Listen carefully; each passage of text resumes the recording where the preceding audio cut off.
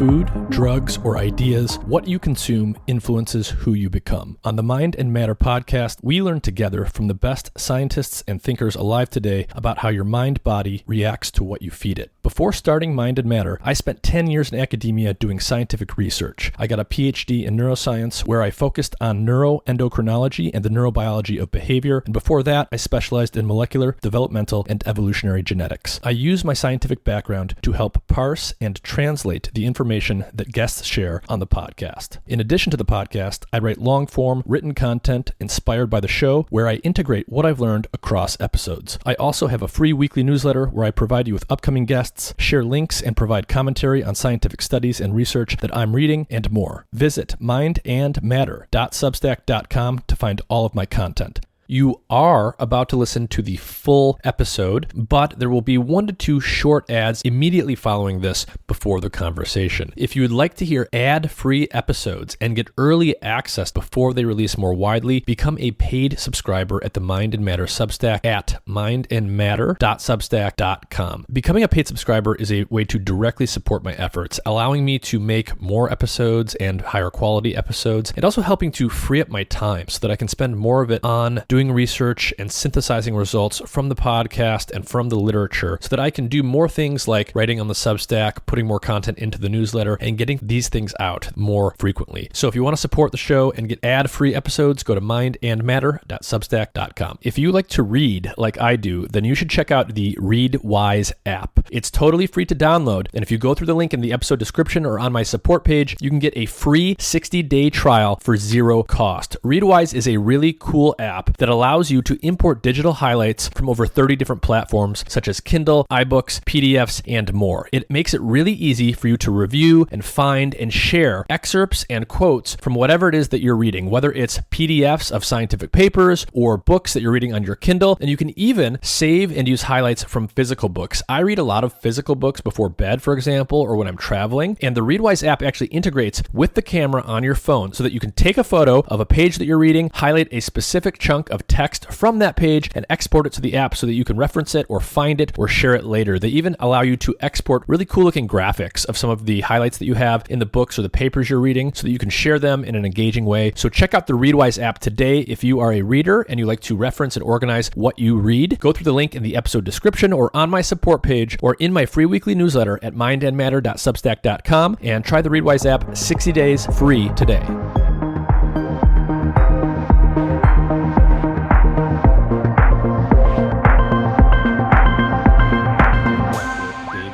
Thank you very much for joining me today. It's good to be here, Nick. Thanks for asking me. And can you tell everyone a little bit about yourself? Where are you calling in from, and what's your background?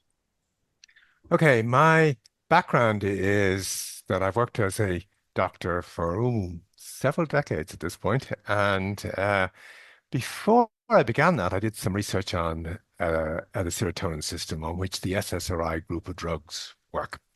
And that was very fortuitous in the sense that I was working on it before these drugs came on stream. And that meant that a range of people like the companies that made SSRI drugs, that's the selective serotonin reuptake inhibiting drugs used to treat people who are depressed or anxious. They figured I'd be a good person to educate other doctors and to the wider public on this group of drugs. Okay. So it meant I got to see what happened at the lab with these drugs. It meant that I had links to most of the major pharmaceutical companies making these drugs, who it's a bit wrong to put it like this, who thought I was one of them, and they talked reasonably openly and freely with me. I also got to see what happened when I gave the drugs to people, which isn't what the pharmaceutical companies were actually telling people was going to happen. Yeah. So from that point of view, that's the background that's led to me being in this area. And over the course of the last 40 years or so, I've worked in Ireland and the UK and Canada.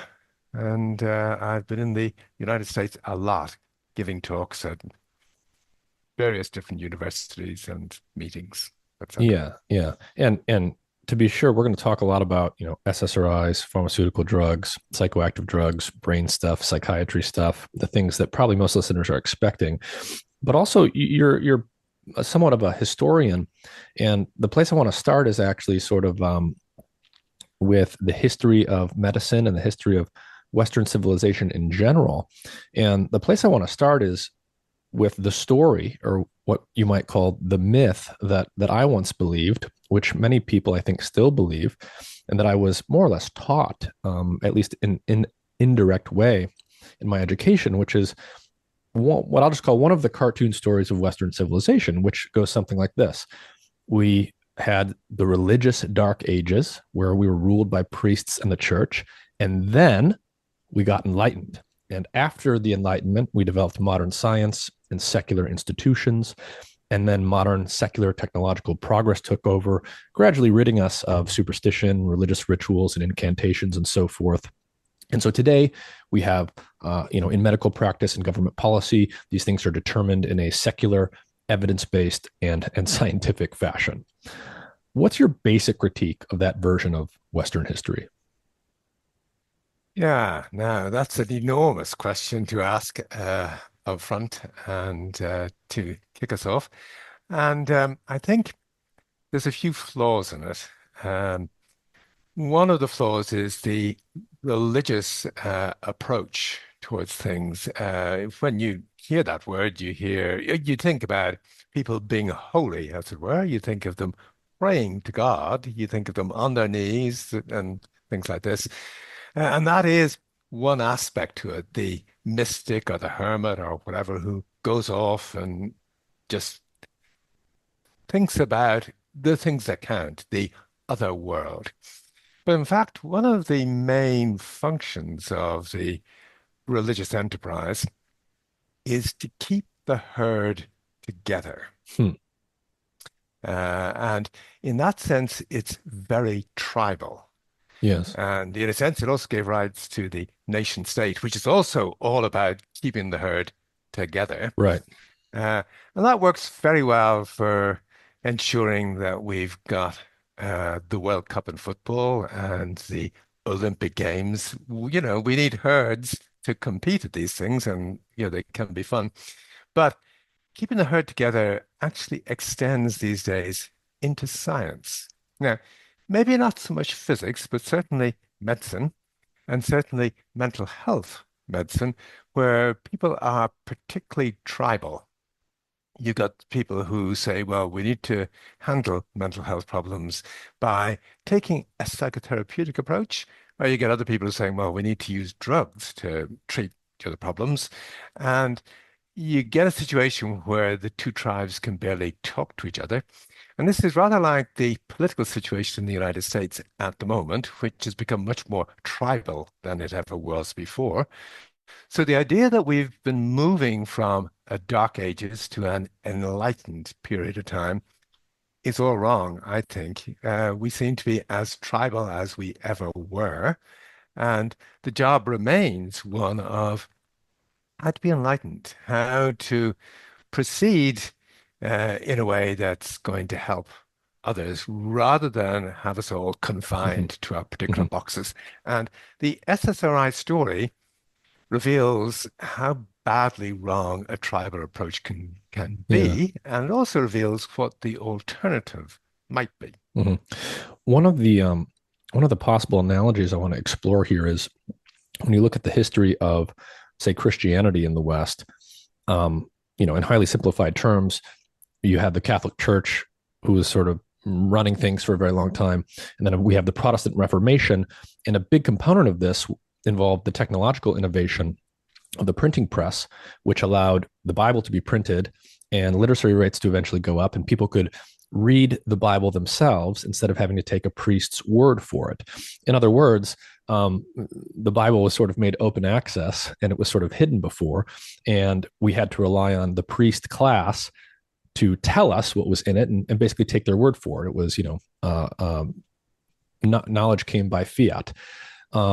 And so the Protestant Reformation was very powerful because it had this sort of decentralizing, democratizing effect on access to information in that case in the Bible, and it had huge social consequences.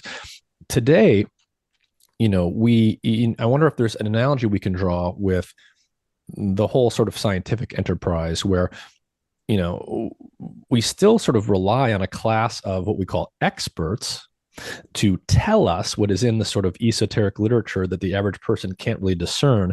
And right now, we do seem to be in a what you might analogize to a printing press democratization era of information, in that a lot of the information that used to be hidden is now percolating throughout society. People have access to it via the internet and other things.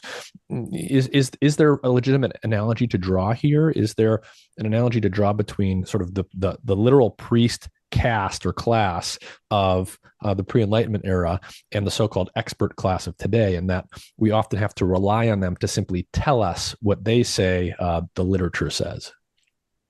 Yeah, now that's a great question and a great point to make. And I think there's a degree of truth to it, but also there's a degree of nuance that we need, which is the internet comes on stream, I guess somewhere in the late 80s, early 90s or Mm-hmm. thereabouts. And by the end of the 1990s, it's looking like it's going to be a great democratizing force. Mm-hmm.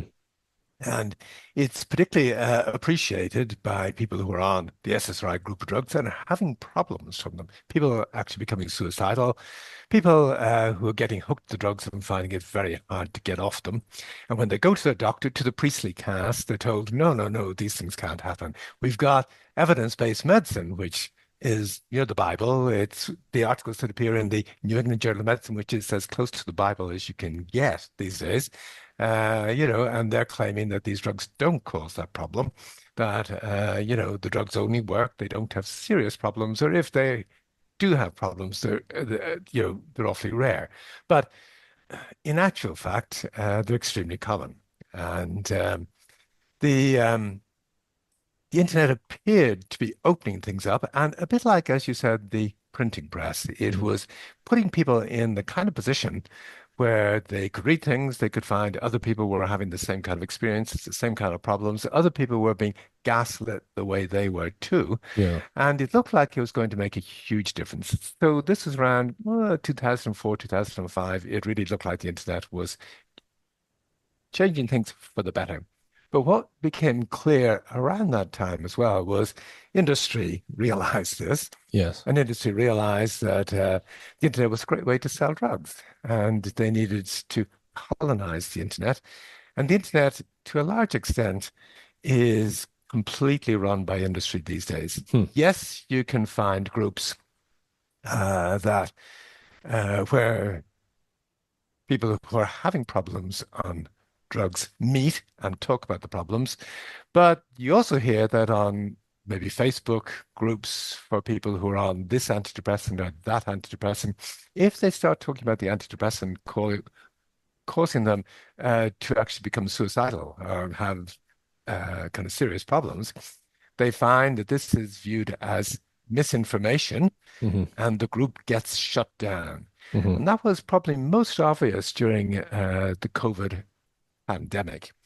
The internet really looked like a force for social control Yes. rather than something that was liberating us to be able to Yeah. work out what might be happening to us. Now, having said that, there's a change in the internet going on just at the moment. We now have a version of AI, and that really does more than let us search things. It really throws a lot of, as opposed to us having to hunt for the information, it's throwing a lot of information at us. Mm-hmm. And in many respects, it does create the kind of situation where if you're on a drug, and it isn't just the SSRI group of drugs, this is true for all drugs, and you go to your doctor having a problem on this drug, you can be armed with a huge amount of information without having to do too much hard work. You can know more about the drug that you're on than your doctor knows. So in a sense, it is creating a situation where there has to be a different kind of conversation. My worry is that we may be facing a moment that's a little bit like the 2004 moment. We thought we had the internet. We thought it was going to democratize things. but we've ended up being controlled by it. Yeah, yeah, AI has the possibility that it may open things up. Whether we're going to be able to seize the opportunity and really open things up or not is far less clear. yeah, yeah. And of course, there's a lot of uh, complicated dynamics that come with how these things unfold across history. So, for example, if we go back to the printing press analogy in the Protestant Reformation, yes, the general average effect of the printing press was that more books were published, more people had access to more things on average. But then, of course, this prompts business development in the form of, say, publishing houses starting, and they can take advantage of this to then sort of reconsolidate and re-centralize and thereby control what does and doesn't get published and what does and does not get read. And then, of course, later on, today, self-publishing is much more common now. So those publishing houses have less centralized control. And so these things sort of unfold and evolve in this sort of back and forth way over time.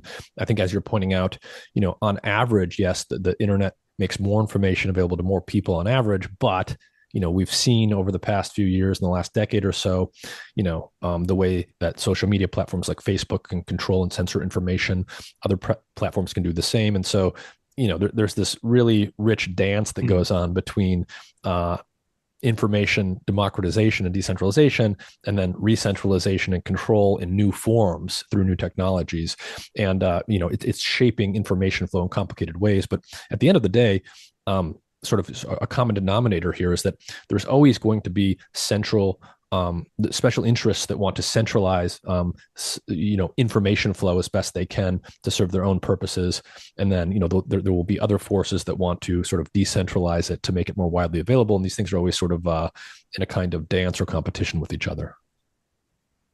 That's a really good way to put it. But let me introduce a story about the SSRI group of drugs that may help give people a feel for the things we're talking about and what it is we need to be aiming at. Yeah. Okay.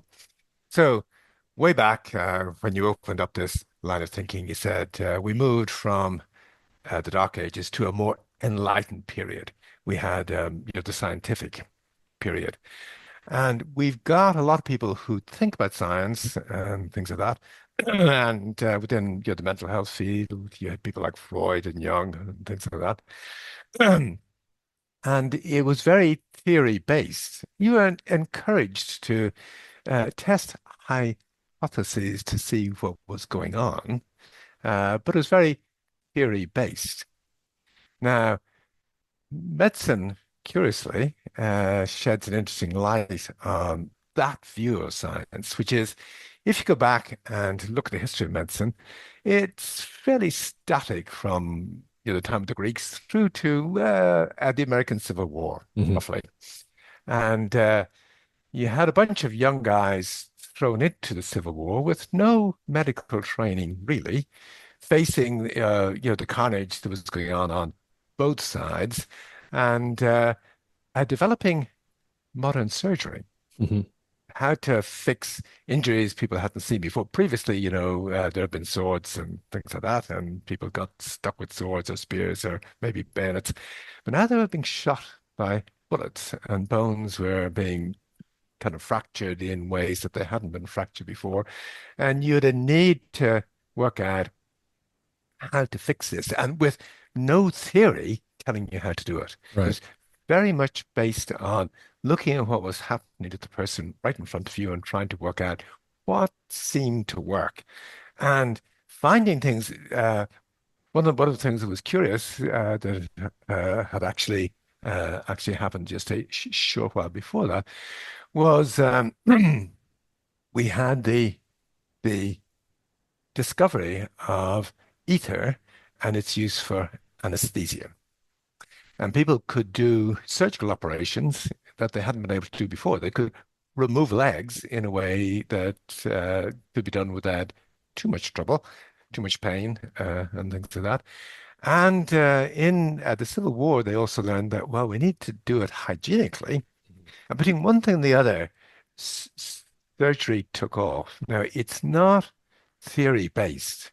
It's based on doing the things that seem right in the moment, based on the observations right in front of you. Using the evidence of your eyes and ears directly. Yeah. And the other aspect to it, though, which is rarely touched on, is that, the military realized quite quickly that actually the side that was going to win the war was the one that was able to keep its soldiers alive. Up till then, and actually up till 1904, uh, there it had always been the case that in a war, more troops died from disease and injuries than died from enemy fire or enemy combat.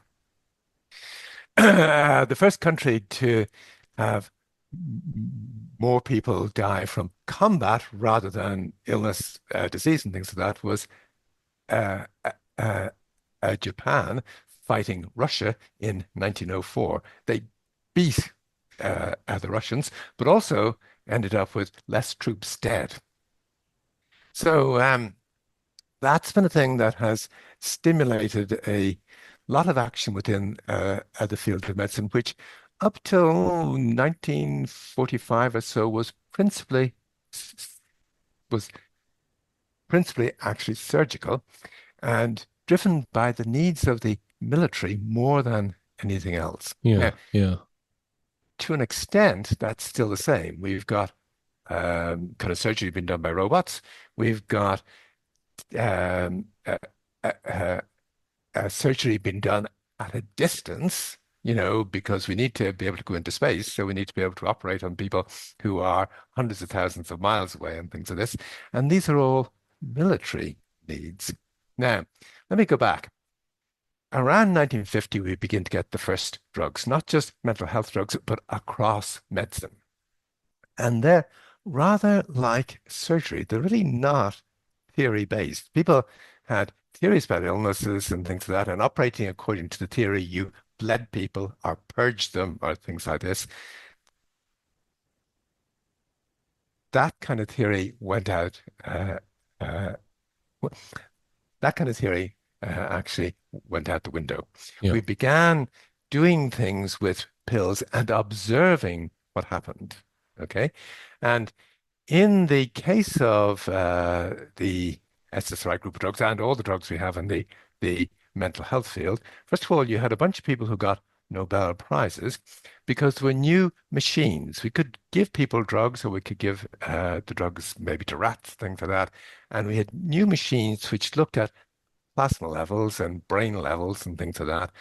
And the people who won the Nobel Prize didn't win these prizes because they were actually awfully bright compared to the rest of us. They won the prizes because they were the first people who were able to observe new things. It was not theory driven. We ended up with a world that was being built from the ground up. With the SSRI group of drugs, we had an older set of antidepressant drugs, which all looked in theory to be the same kind of thing. They were built on on a molecular core where all of the drugs looked pretty much uh, uh, um, they looked pretty much the same, and that they should be doing much the same thing.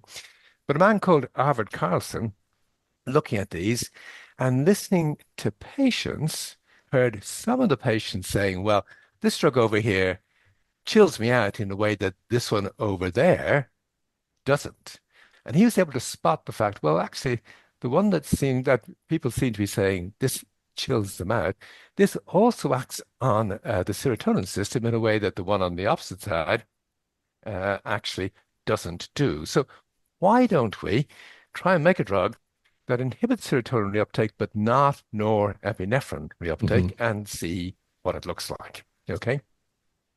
And out of that, we get the SSRI group of drugs. Now, I'm getting close to the key points here, which is Carlson thought there's nothing wrong with uh, the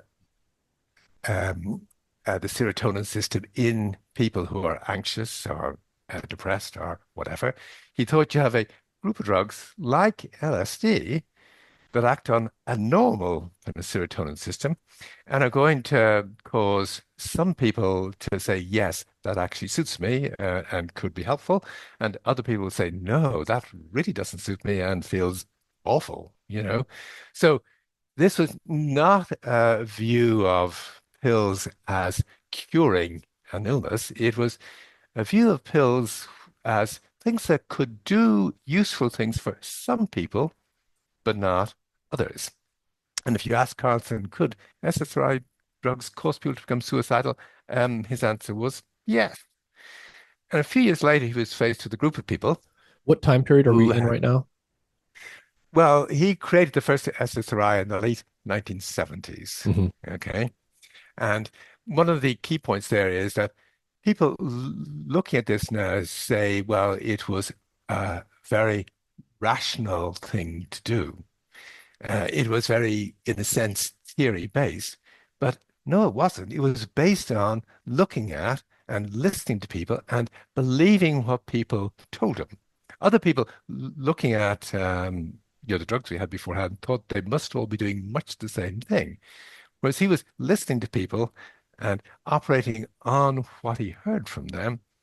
So he creates the first SSRIs, and if you asked him, look, could these drugs make people suicidal? The answer was yes, they could. And he was faced some years later, about the 1990s, late 1990s, with a group of people who had OCD. And the SSRI group of drugs are great to treat OCD. But there was a group of these patients saying to him, look, your drugs don't suit us. They aren't helping the OCD. They make us feel suicidal. We find it's a lot better when we take nicotine. Now, I'm not an advocate for nicotine because my father died from lung cancer because he actually smoked too much. Okay, so I'm not saying to people listening in that you must race out and get nicotine. Okay. Uh, but Carlson was looking at people and listening to them and said, okay, well, let's run a trial of nicotine in OCD in people who do poorly on SSRIs. And the outcome of the trial was, well, actually, yes, there's a very big group of people who have OCD where the first line treatment is SSRIs still, but actually nicotine does a lot, can be much more helpful to a load of people who've got OCD than an SSRI Mhm. can be. When you say helpful, what exactly is it helping? Is it helping control their compulsions so they don't repetitiously do things over and over again? Well, it's more a case, I think, of the reason so many people ended up taking nicotine was not because it's very addictive and you can't get off it. It's easier to get off nicotine than get off an SSRI. Mm. Uh, it was, people aren't totally crazy. When it became clear that that nicotine can kill you with kind of heart attacks, lung cancer, and things like that, people got a load more cautious about it. But they also were taking nicotine because it makes you less anxious. Hmm. It can calm Hmm. a lot of people down. And Not and all at this people. sorry, at this time, when you say they were taking nicotine, was that in the form of smoked cigarettes? Yes. Yeah, Yes. absolutely. Yeah. But the point I'm trying to make here, and this is where people get awfully worked up. If I say to a liberal audience, people who vote for left-wing parties, people who Hmm. think we're making progress, we're moving into a world that's enlightened. If I say to them, look, the art of medicine is about bringing good out of the use of a poison, people hiss at me. They hold up the crucifix and garlic, saying, we aren't actually prepared to listen to this guy. If I say that about nicotine, they say, oh yeah, sure, yeah, it's a poison. Hmm. You'd be absolutely crazy to take it. But if you're a good doctor working with a person who has a problem, you can bring as much good out of the use of nicotine or alcohol or maybe cannabis or whatever as you can bring from an SSRI. Hmm. And you're not And it's saying based on you're not saying like it's one's good and one's bad, one's holy and one's evil. You're saying they both have upsides and downsides, and they can be used as tools according to the patient's needs. well the yeah, yes, a little bit of what I'm saying is that we're all different. Yeah. Okay. There were the people who thought Freud was great and the kinds of things he said worked for them, and lots of other people were, more inclined to figure, well, actually, the stuff we're hearing from Jung is great, better than what we're hearing from Freud, and that line of thinking suits us. Loads of other people then think that CBT is useful for them. None of the, I mean, I can see the appeal behind all of these three kind of therapies. None of them work for me. Hmm. Hmm. The point I'm making is that we're all different. And the key to me helping you or you helping me is to be able to listen and look and observe. You do not want to be going to a doctor who is theory bound, who has a view about what the right answer is. The right answer for you, or the one that's going to help you, really involves me being able to look at you, listen to you, and possibly look at and listen to you over a period of time to see the changes that there have been if we introduce this drug or this therapy. If I can see changes in you over a period of days or weeks or whatever, that's the kind of thing that we need to build on rather than adhering to the Bible or the New England Journal of Medicine or the theory. Hmm. Now, that's what medicine introduces into the way we think about things. There are ethical issues that go with it. There are things about, well, is it a good idea to be using nicotine to treat nervous problems, which are a bit like using ether? You can do kind of surgery if we've got ether that you can't do without it. But also, there is a risk that using anesthesia to this day can kill you. Hmm. So we're taking our risk on killing you in order to try and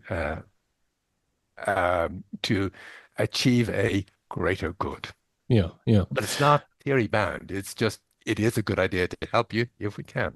yeah. I think one of the things worth exploring here is, what the nature of evidence is in the modern biomedical era. So, does the subjective report of a person count as legitimate evidence? You know, some people might say, some people refer to what individuals say as anecdotes. That's not data. To what extent should we count someone's word? Rather than relying solely on the results of large trials where you're averaging lots of people together and calculating p-values and these things. What do you do in a case where a person, say, gets prescribed a medication and they say it affects them in some strange way that deviates from what the average outcome is in the big studies?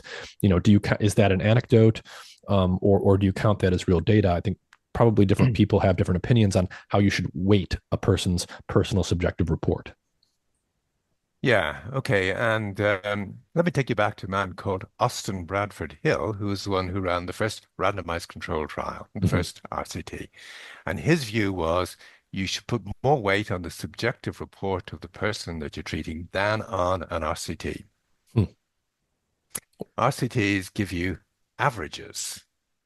They don't tell you what to do for the person right in front of you. Hmm. And your job, if you're trying to help the person right in front of you, is to pay heed to them.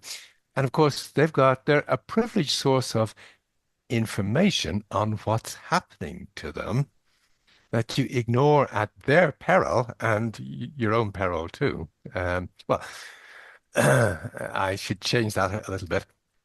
If you're a pilot on a plane and I'm trying to get you from New York to the West Coast, uh, and you spot something kind of wrong with the plane, I'm going to pay heed to you because if you're right, we're both going to die if we don't fix it.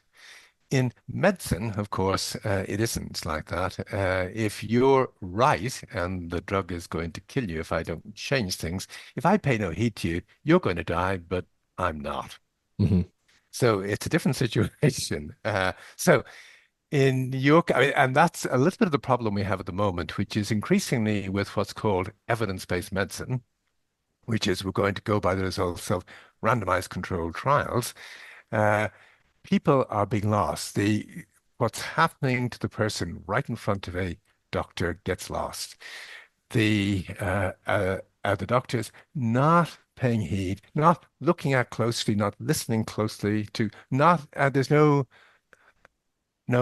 continuity of input either, which is sort of awfully helpful. If I've seen you before, if I've seen you the week before you actually went on these pills and you come in to see me now, and I can spot the difference in you, either good or bad, that's crucial. I may actually, I mean, I have to open the door to you being able to let me know what's going on. Often people they've been told that they have to take these drugs, the SSRI group of drugs, for weeks before they'll be sure that they're actually working or not.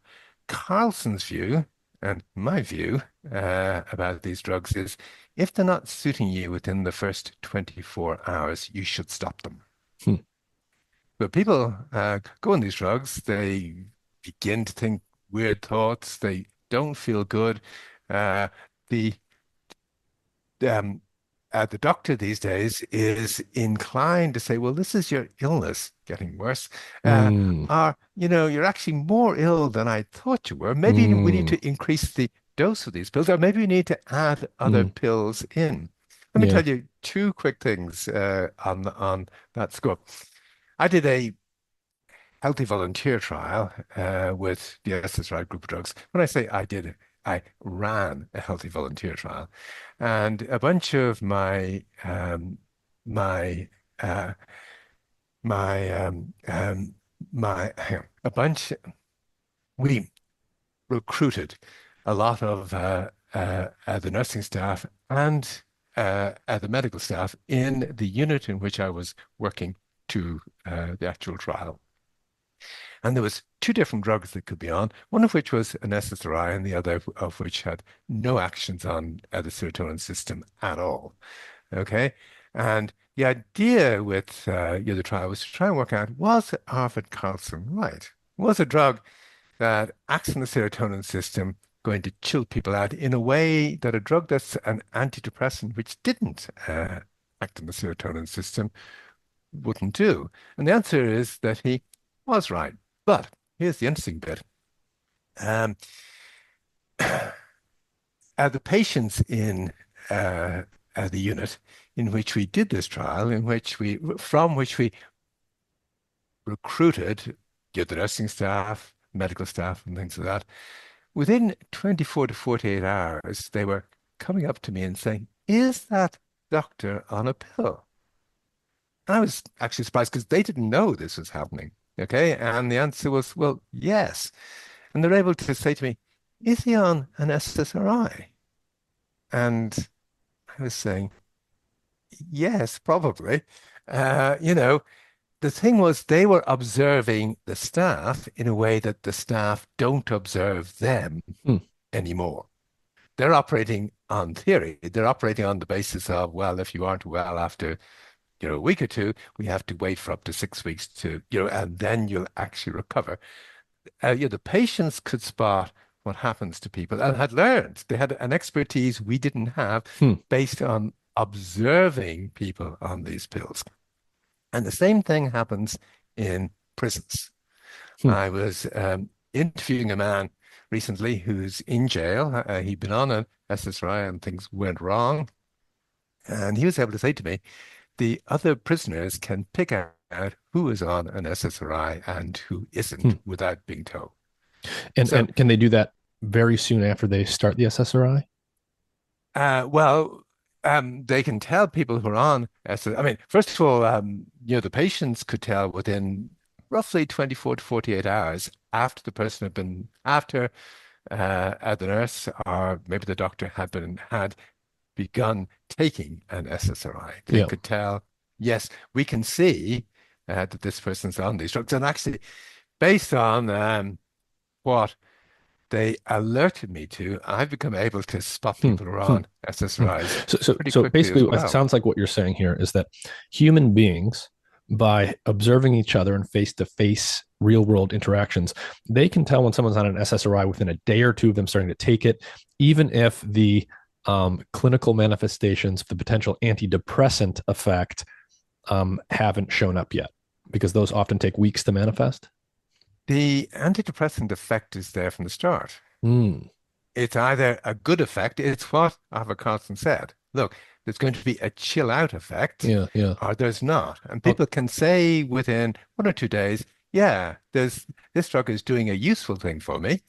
and I can see how it could be helpful, or they can say, no, I haven't getting anything out of this, or Uh, the effect, maybe I feel a chill effect, but it isn't something that I like. I see. So this a standard story, a common story that I've read about and heard about in academic settings about SSRIs, it goes like this.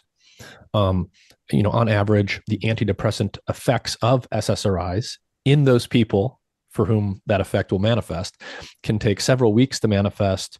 And this has something to do with, the slow time course of neuroplastic changes being induced. And that's why it takes a few weeks for the antidepressants to show up when they do show up. You're saying that effects manifest much sooner than that.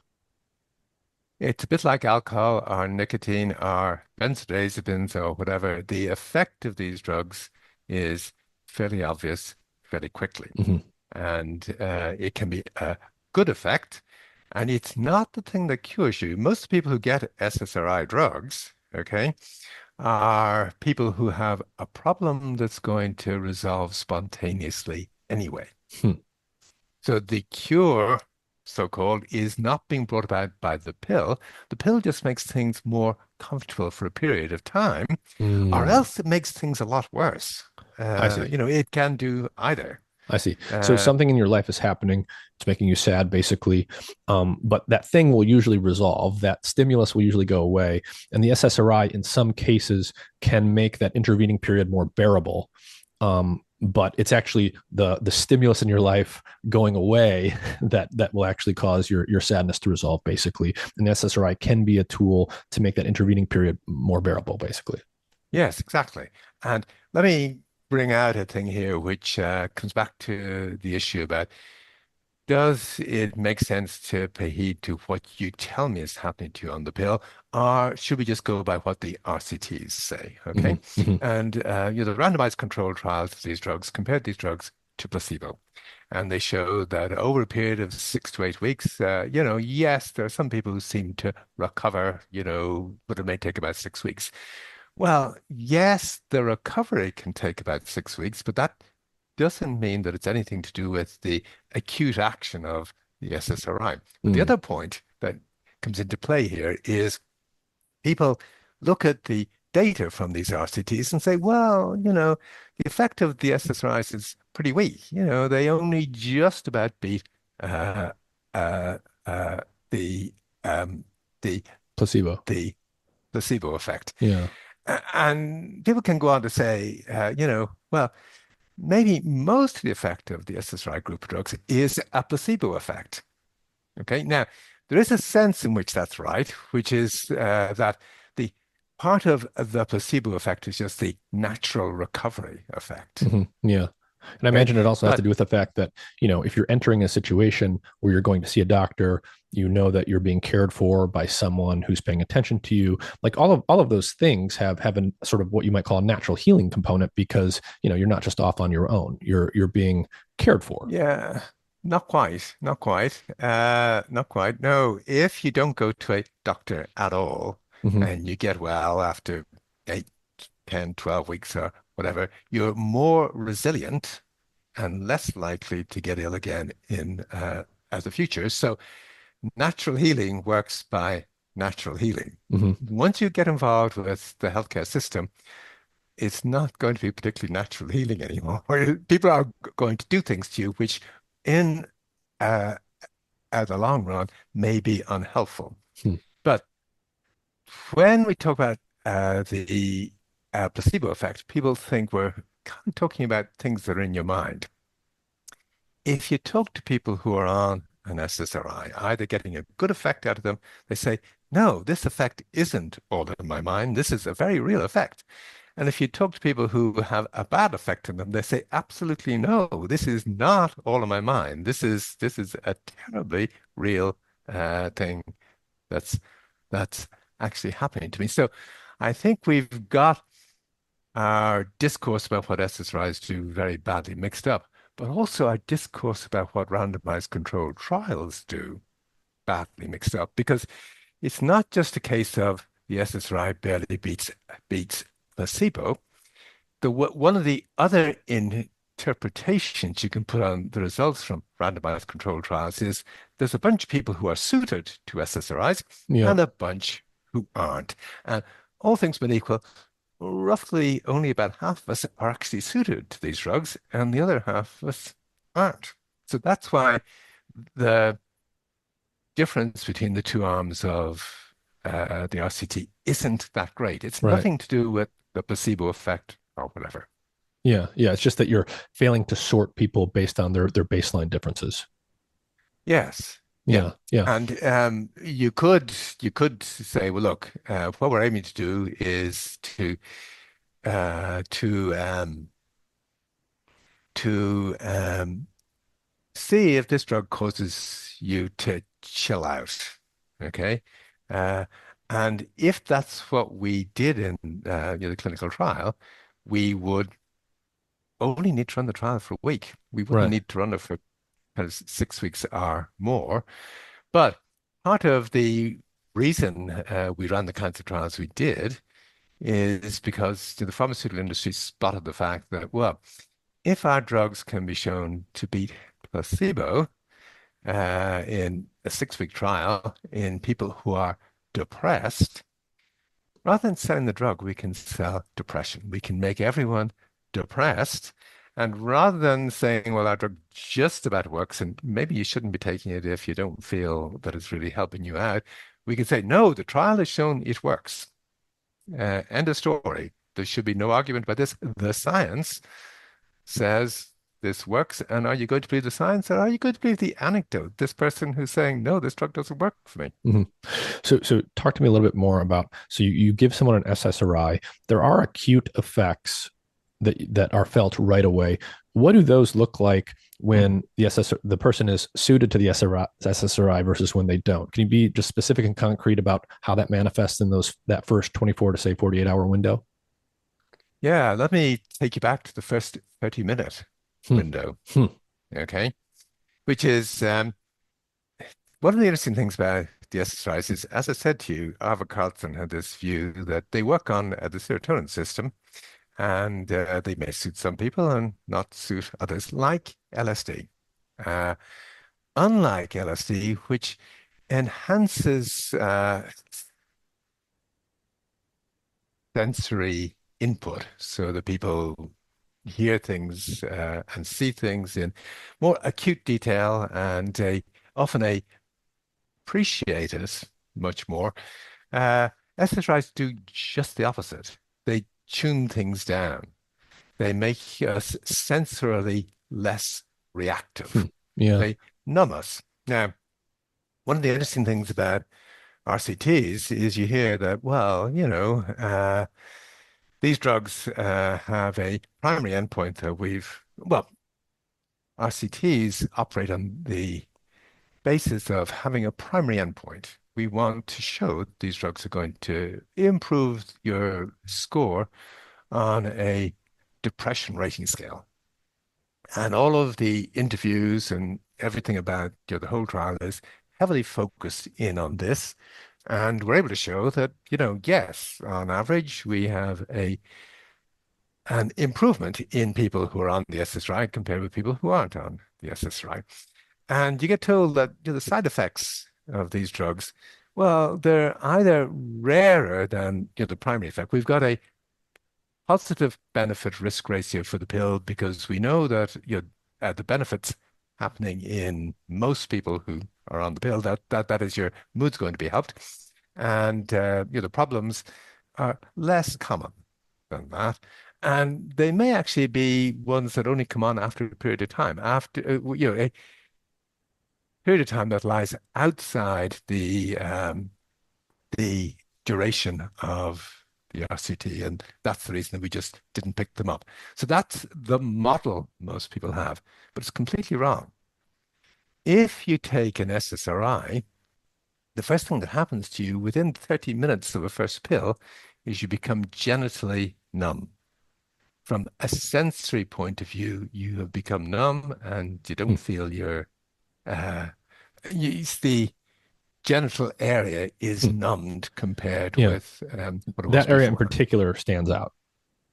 Well, that's the area that people have been most focused on. Some people become genitally numb. We can show that they're genitally numb, but they're not particularly aware of it. Hmm. Okay. Hmm. So another way of saying this is that an area of the body which is normally quite sensitive to sensory inputs becomes less sensitive to sensory inputs. Yes, and it's not just genitals, it's your skin in general. Yes. Yes. It's kind of, there's Yeah. less sensory input Yeah. around Yeah. the body generally. So And this is interpreted by people as becoming emotionally numb. mm, The sensory input is damped down. yeah. Yeah. Okay, so Yeah. they actually describe this as being emotionally numb rather Hmm. than sensorially Yeah. numbed. What's interesting about that to me, given my neuroscience background and some of the things I know here, is what you're describing is what people report from their Yeah. senses. What we know, I'm going to sort of compress and simplify the neuroscience on this, but what people have been discovering the last few years, especially around the serotonin system in mammals generally, is that one of the core functions of serotonin signaling is to gate sensory information. It sort of tunes how much what you might call raw sensory information goes deeper into the brain and gets further processed. And so it fits quite well, I think, with what you're telling me. Mm. Yeah. No, no, no, sure. But let me push this a bit further. Okay. Yeah. I got involved in looking at the serotonin system way, way back. And if you ask me while I was doing why I did all this, I'd actually, first of all, done medicine, but thought before I go into the mental health field, it would be a good idea to do some research. And yeah, the serotonin system was just vaguely coming on the map at that time.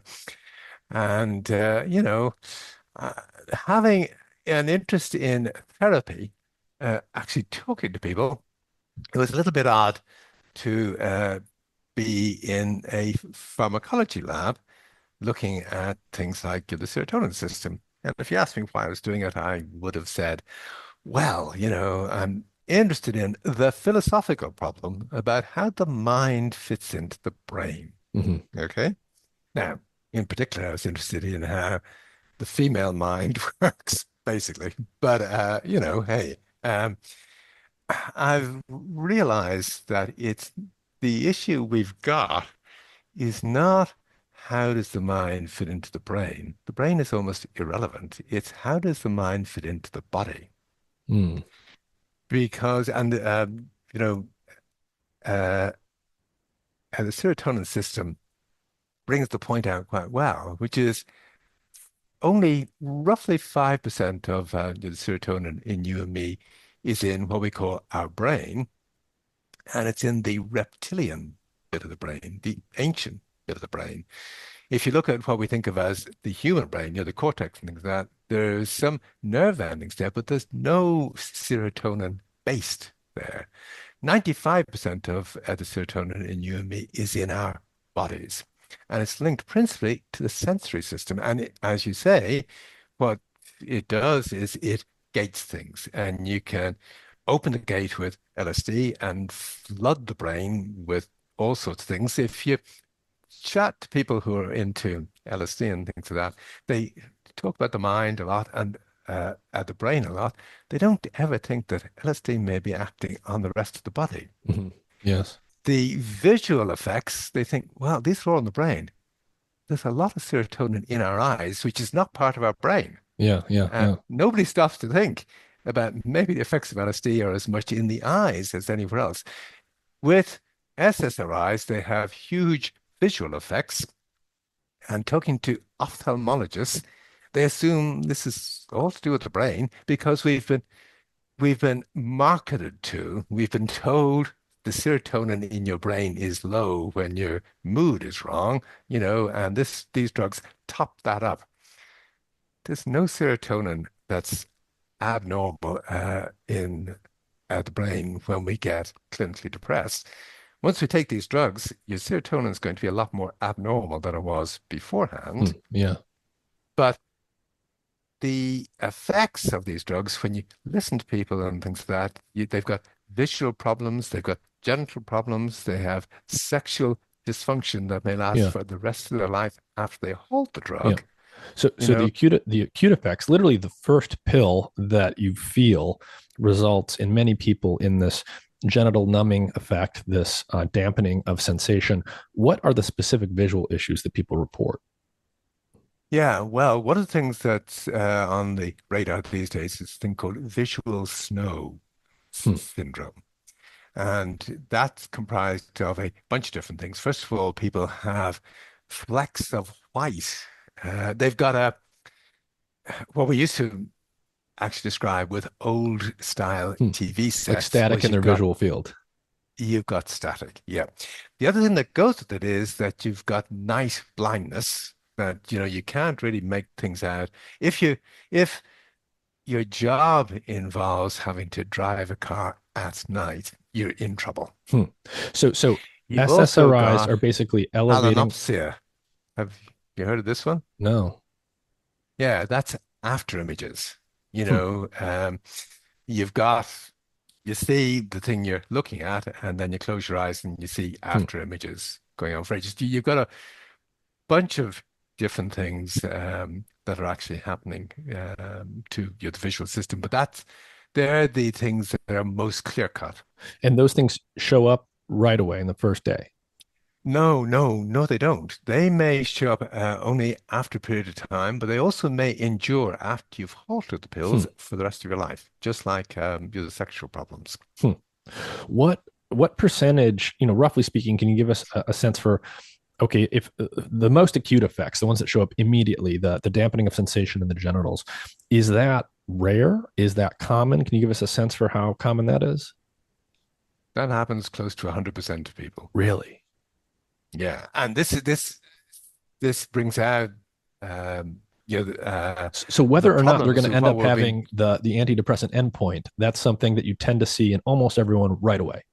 Yes, and you're told by FDA, well, the thing that's most common is that these drugs help you. The problems are quite rare compared with that. So there's a benefit risk ratio that's favorable to taking the pills. That's all wrong. You Wow. know, you may be helped by the pill. You absolutely will be genitally affected by the pill. And you aren't being told about this. Um, it isn't just that. I mean, you get numb kind of genitals, your orgasms mute, and over a period of time, you lose libido. But also, over a period of time, if you're male, your sperm count goes to the floor. If you're female and you get pregnant, there's a much greater chance that you're going to miscarry or that there are going to be things wrong with uh, uh, the the fetus Wow. in the womb.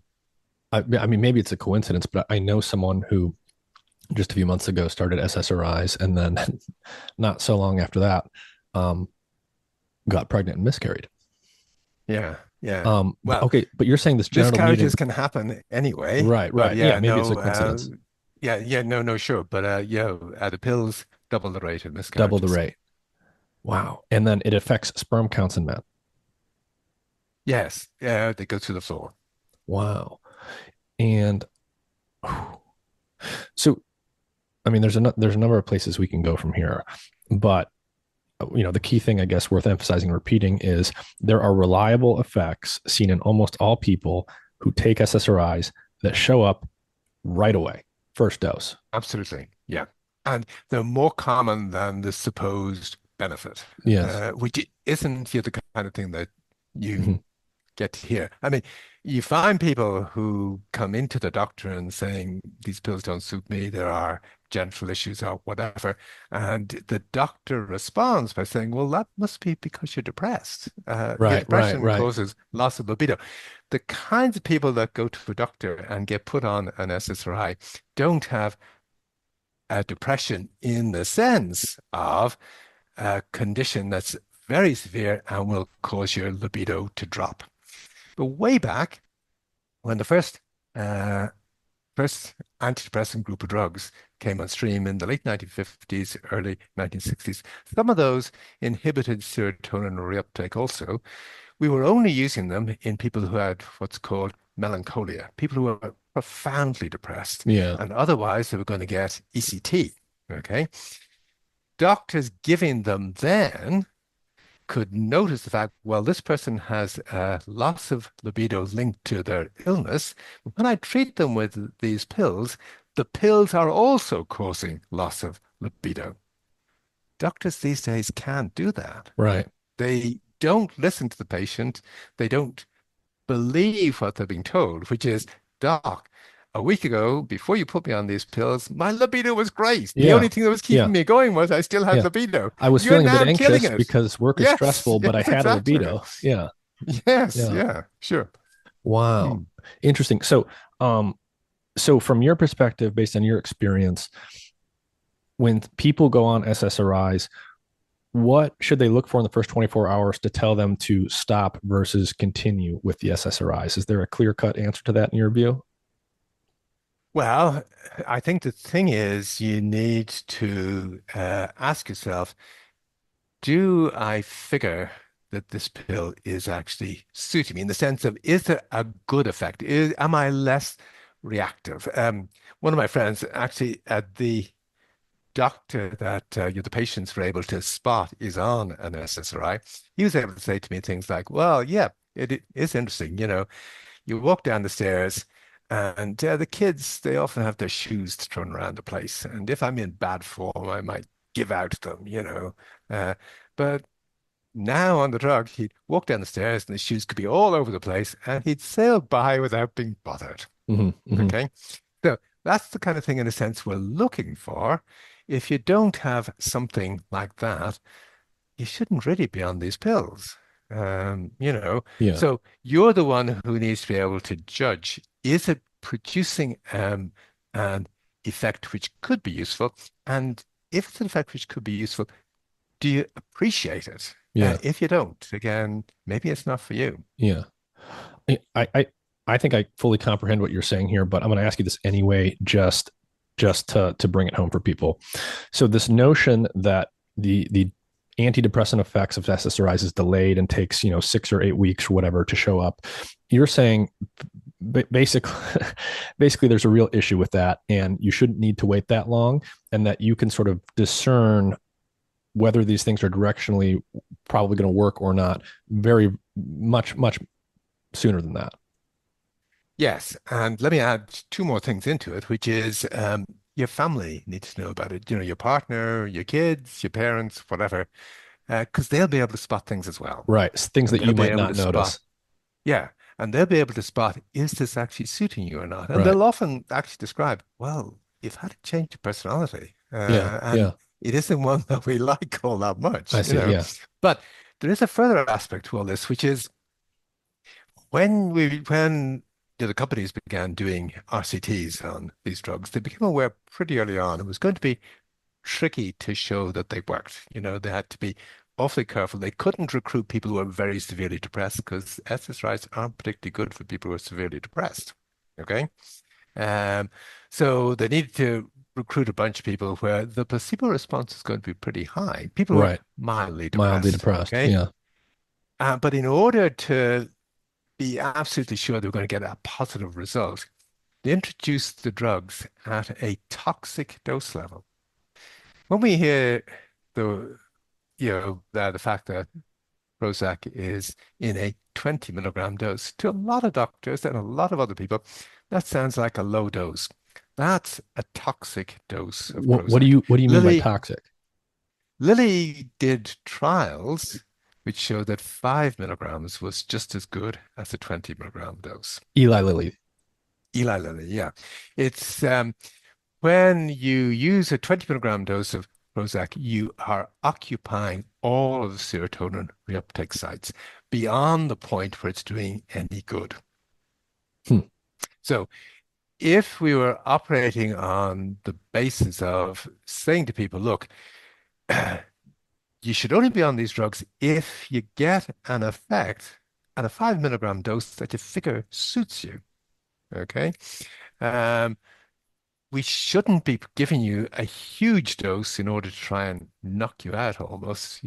What's a Um, normal that, starting dose that would get prescribed to someone? well, uh, at a normal dose of Prozac, which was the only dose you could get for years and years, was the 20 milligram I dose. see. So it You started that couldn't way get because they a designed the 5 trials that milligram. way because they wanted to maximize the probability of seeing an effect in people with mild depression because the whole thing was being engineered to try and get the outcome they wanted. Yes. And so Now, initially everything was done on 20 milligrams.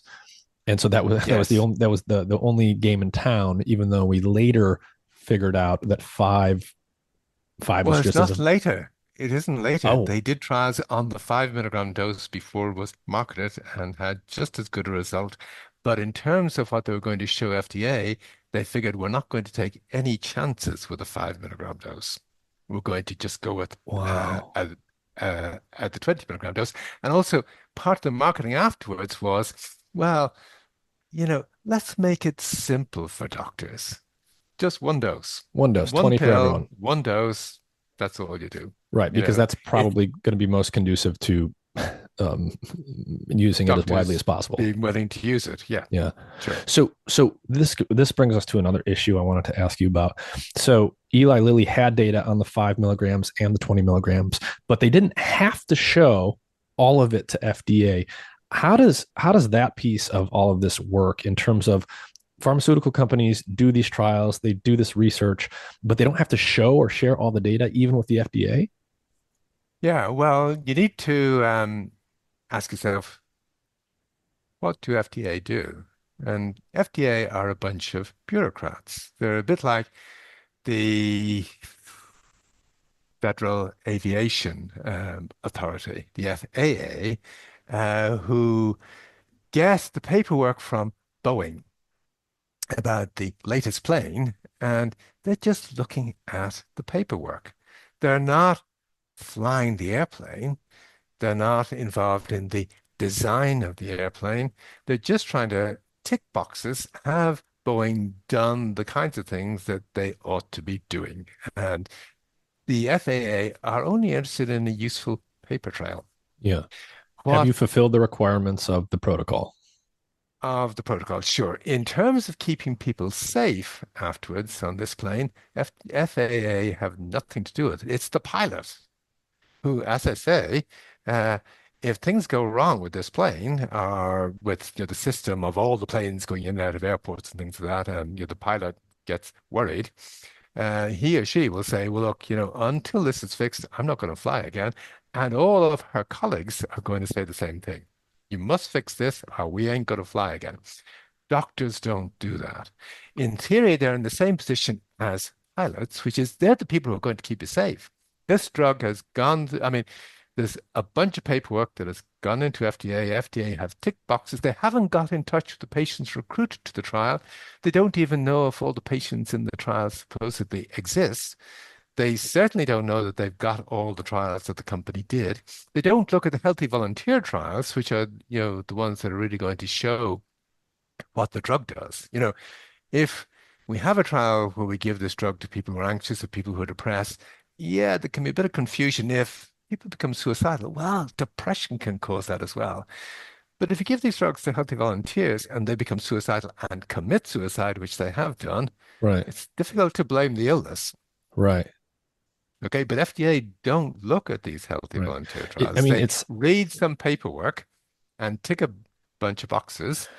Uh, I mean, it basically and sounds like what you're saying is that the FDA they do their job in the sense of the paperwork is submitted to them by drug companies and they will read the paperwork, they will look at the paperwork, they will make sure it's filled out properly, but there's no sort of extra or further investigation of whether or not the paperwork is tied to reality, if it's actually what it says it is. There's not a lot of looking under the hood beyond what's submitted.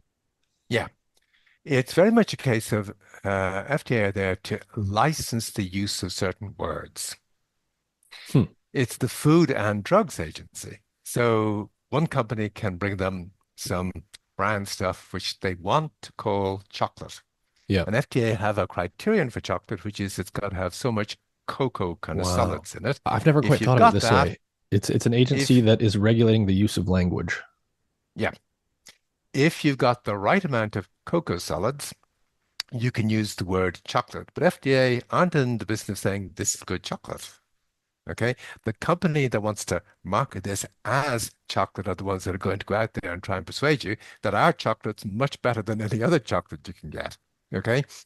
It's the same with butter. They've FDA have got a slab of yellow stuff. Is it butter? Well, it depends on the animal fat content, whether we're going to let you use the word butter or not. But FDA aren't going to tell you if it's healthy or not to take Right. butter. It's doctors who are going to maybe work at this. It's a bit the same with, well, it is the same with all of the antidepressants and every other group of drugs. If you want to use the word antihypertensive, FDA have a criterion. It must lower blood pressure. If you want to use the word antidepressant, they have a criterion, which is it must lower a rating scale score. It's not keep you alive. It's not save lives. It's almost nothing that goes through FDA that saves lives. Really. Yeah. There are more people die on antidepressants in the trials submitted to FDA and antipsychotics than die on placebo. And you're saying that a lot of that, the reason that's happening, a big piece of the reason that's happening is the way that people die. It's like what you said with the SSRIs and depression. It's like, oh, they committed suicide. Well, that was because of their depression, not because of the medication for the depression.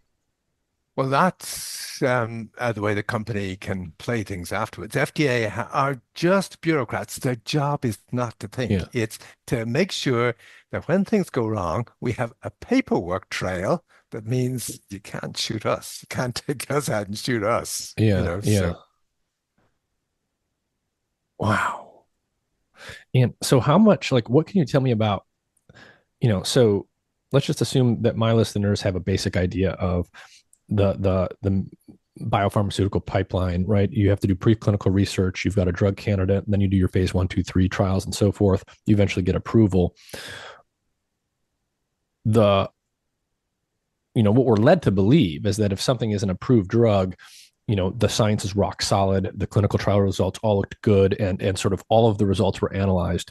What can you start to tell us about how the data is sort of massaged along the way, how certain pieces of evidence are maybe left out that aren't even analyzed, such that it looks like all of the evidence looks good and you tick all the boxes at the FDA and then you get approval, but in fact, all the evidence was not even looked at in some cases.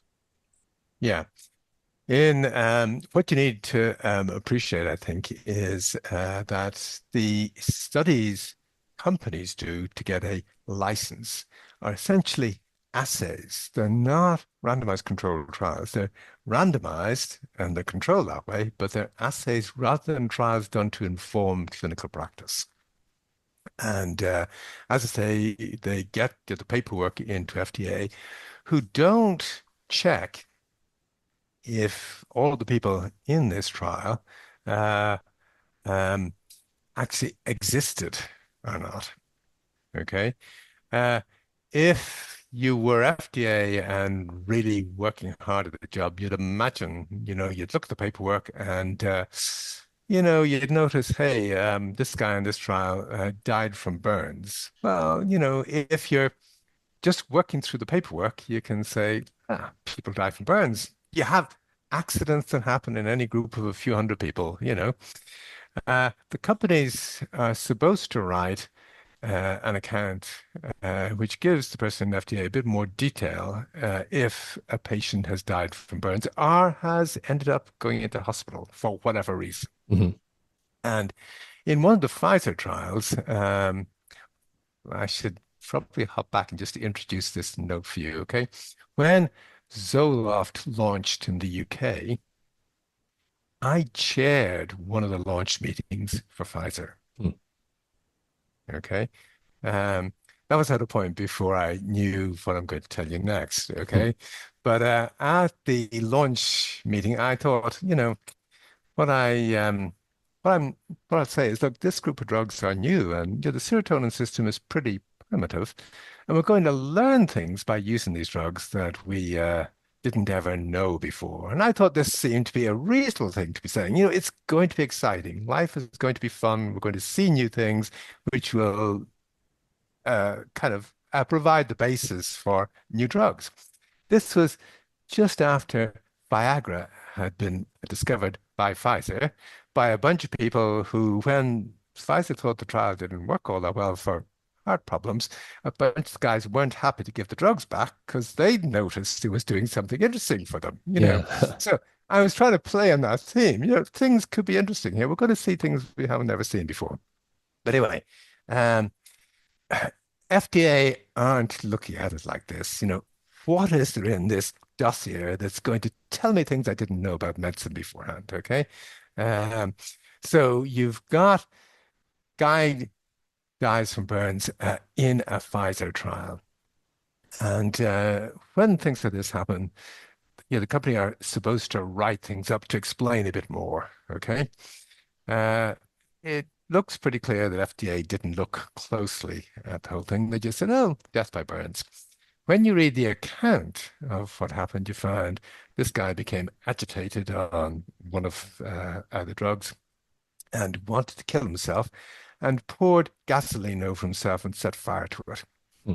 But he only died 5 days later Wow. and gets coded as death by burns rather than death by suicide. Wow. Now, that's the kind of thing that should be happening. And if people in FDA were awake, they'd be reading these things and saying, hey, wait a minute here, you know, I need to get hold of this guy's wife and get a little bit more from her about what went on.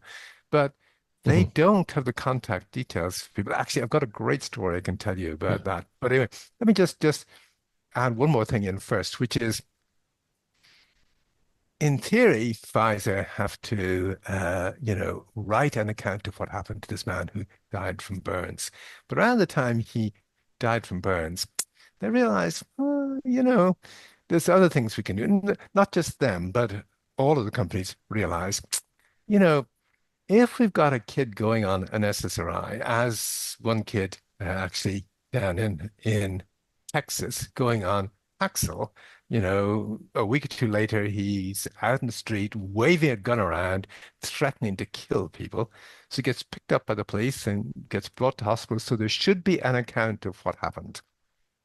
There isn't. Technically, if you've got an adverse event on the drug, there has to be an account of what happened. Hmm. But if you decide, if you're GSK, as it was in this case, and you decide, well, this kid, you know, he must have had bipolar disorder and we just didn't realize it, and he shouldn't have been in this trial at all to begin with, Throw them out. you don't have to write anything. You just throw him out of the trial and he disappears. And in this trial, where 87 people actually go on Paxil, and there's more people actually going on Paxil who become suicidal and have behavioral changes than on uh, the placebo, there were 4 kids that disappear like Hmm. this, all taking Paxil. Wow. But FDA to this day know nothing about it. Basically, what you're So saying is the technicalities involved here allow companies to throw out data by, you know, what we'll just call these tricks, and that makes the data look better than it actually is.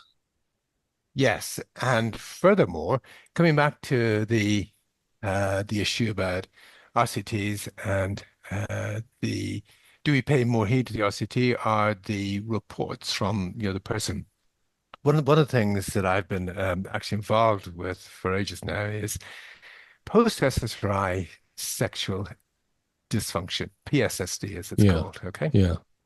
and one of the person that put this on my radar first a quarter of a century ago. Okay, she came into me one day, this lady, and I can still see her. And she told me, "Look, I'm not able to make love since I was on this pill." And I said, "Sure, these things happen. But once you come off the pill, things will be fine." And she looked at me and she said, "I've been off this pill for 3 months, Hmm. and I can take a hard bristled brush and rub it up and down my genitals and feel nothing." Okay. So my response was, holy fuck, basically. Anyway, uh, and at that point, I mean, still, we had no treatment for her. Okay. Um, but here's the point I'm trying to make. Around the time she came into me, the companies up till then, when you were on any of these pills and something like this happened to you, you got in touch with a company doctor. Either your doctor got in touch with the company doctor, or you got in touch with the company doctor and said, "Look, I'm gently numb and I've been off this pill, and it all began when I was on the pill. It's still there now, months later." And the doctor would try and work out whether there was any other way to explain, the problem other than the company drug had actually caused it. Okay.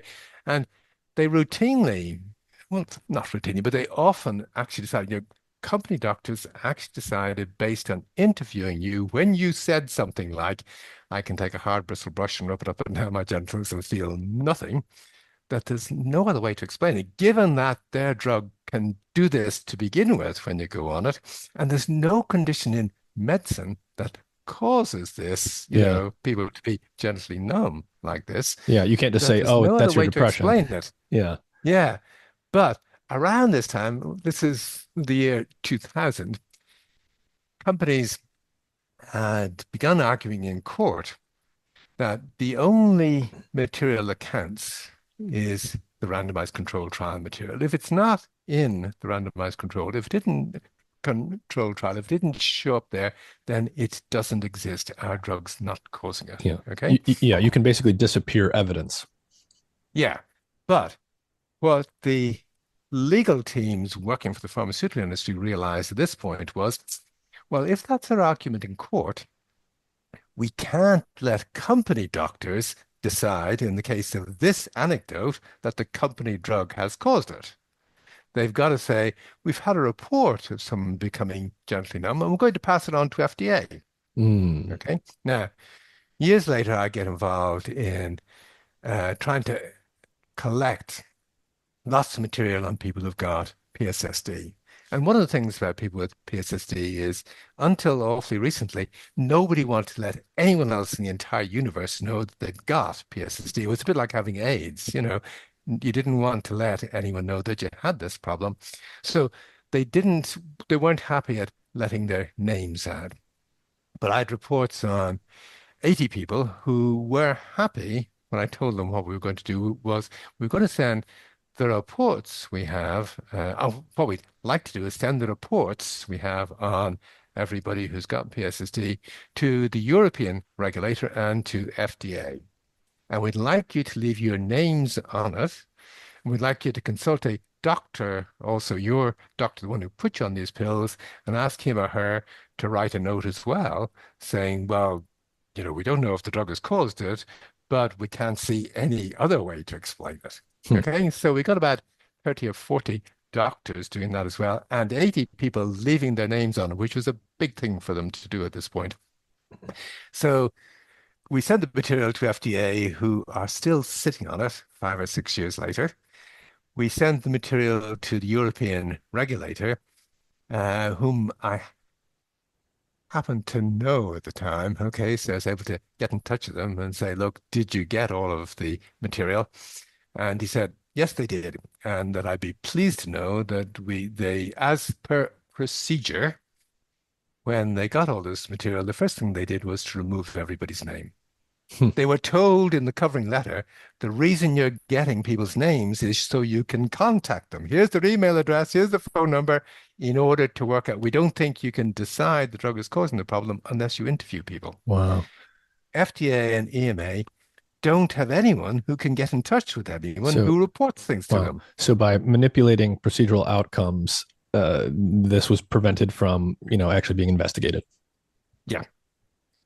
Wow. Well, it actually comes back to the point, if you're going to decide on cause and effect, it's not randomized controlled trial that's doing it that's going to do it for you. It really has to be an investigation,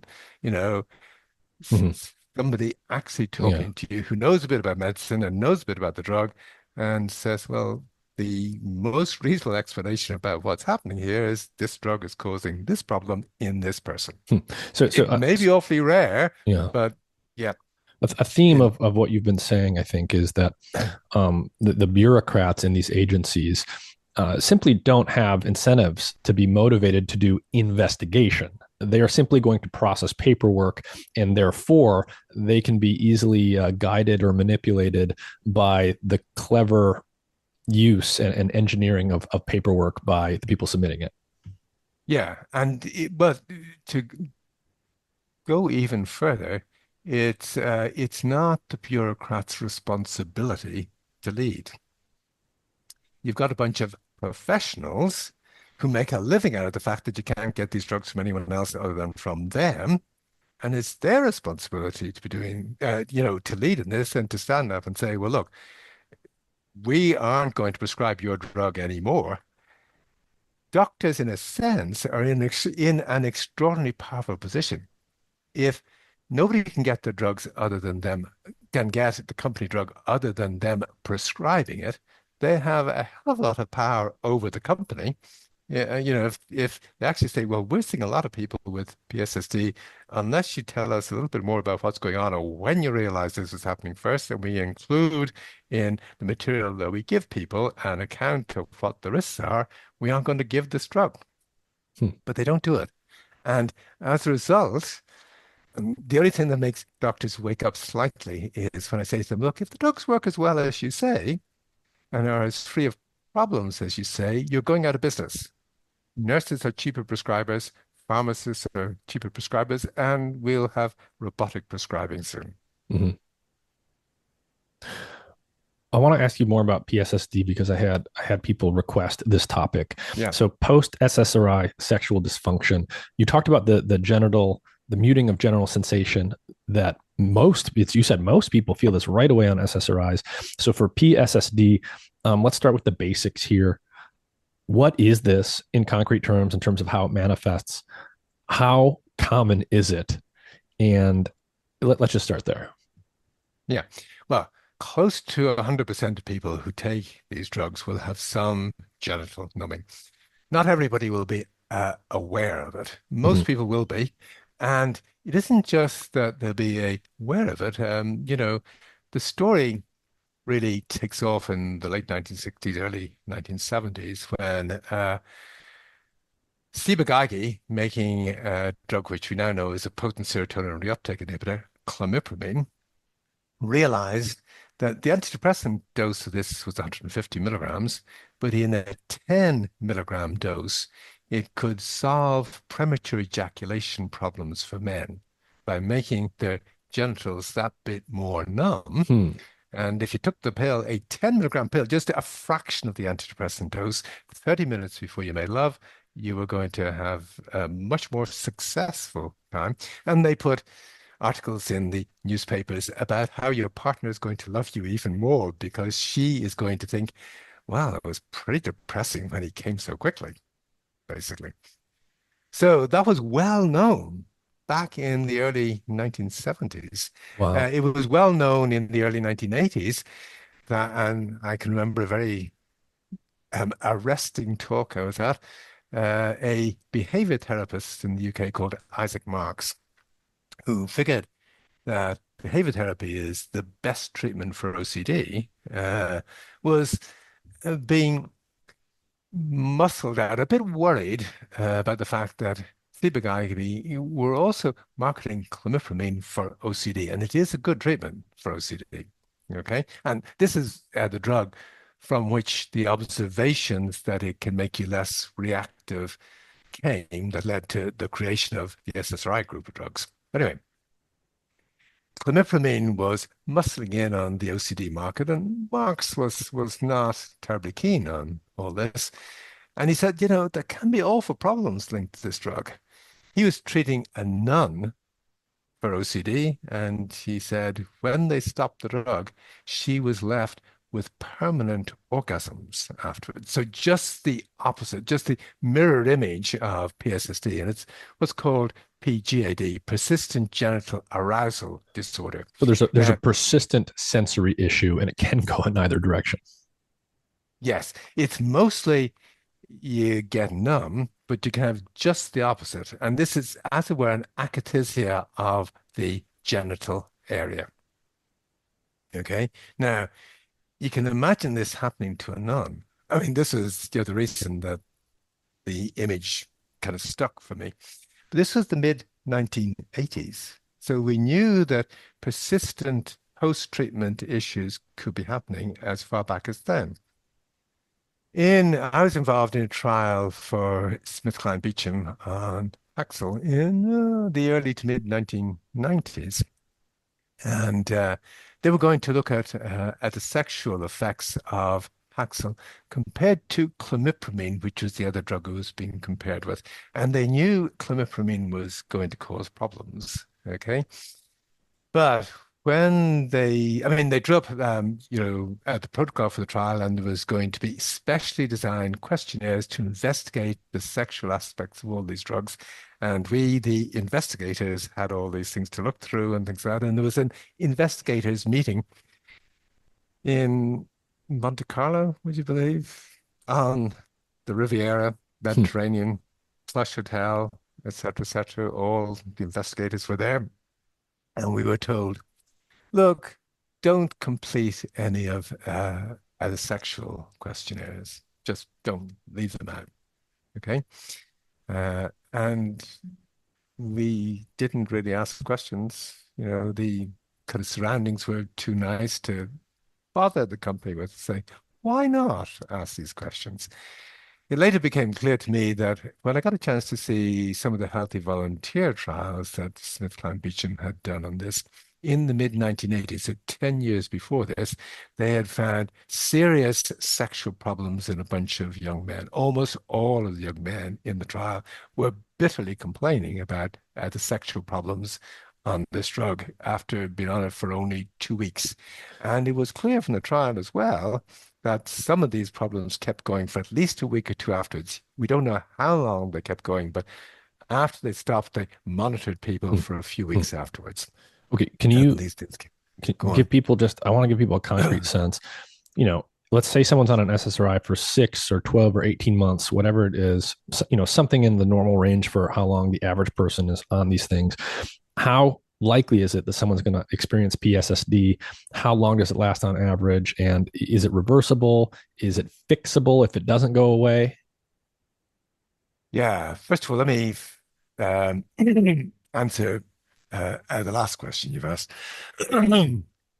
It's not actually fixable. Wow.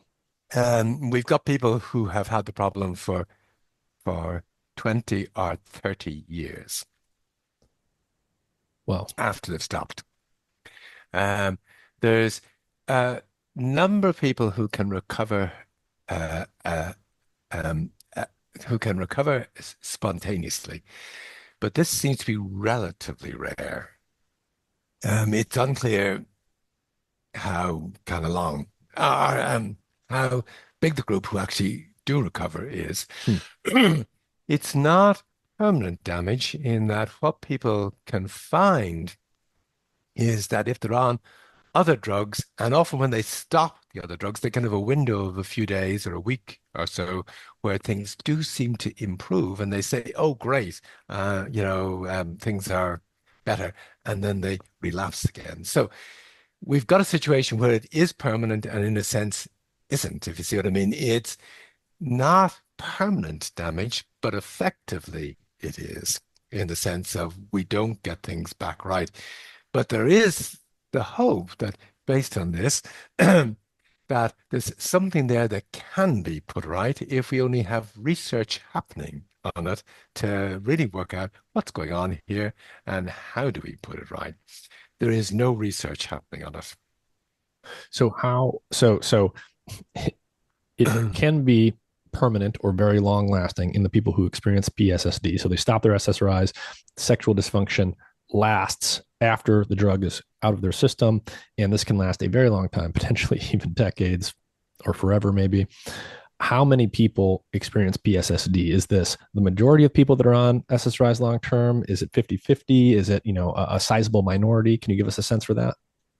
Yeah, I can. There's very little work on this. There is one piece of work where crowd in Spain 20 years ago or so looking at SSRIs and looking at this was before PSSD came on the radar. So, they weren't actually trying to look at PSSD per se. They looked at the issue about how many people recover normal hang on, normal sexual function after they halt their SSRI?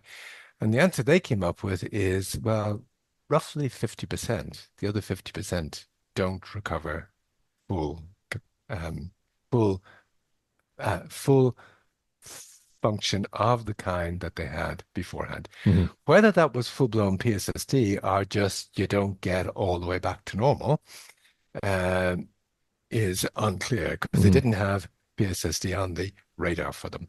One of the complicating factors in all this, of course, is if you're on the drug for 5 or 10 years or whatever, and you've aged, Right. you may start thinking, well, I'm just that bit older, maybe this is the reason That big that older. I've things been married aren't all these years. There's the things compound aren't of the way that. that they Yeah. were. Yeah, yeah. But let me just bring out a feeling for how actually profound this can be. I know of 20 people who've gone on to commit suicide because they've got PSSD, and I'm sure there's a lot more than that. In terms of people who have the opposite effect, the PGAD problem, and this is more female than male, women can get Hold so on. You said you have people who distressed. cannot. You met people who cannot climax. What did you say? You know, um, if you look at the opposite problem, people who've got PGAD, that's persistent genital arousal disorder. Hmm. You're having unwelcome and unpleasant orgasms the whole time. When you drive the car, the vibration of the car can trigger an orgasm. Okay. This can be the kind of thing that's terribly uncomfortable from Social from standpoint. yes, you got a lot of people going around the place with frozen bags of peas to sit on. Wow. And you've got a bunch of people who go along to pain clinics and opt for a clitoridectomy Oh, to try and wow. solve the problem.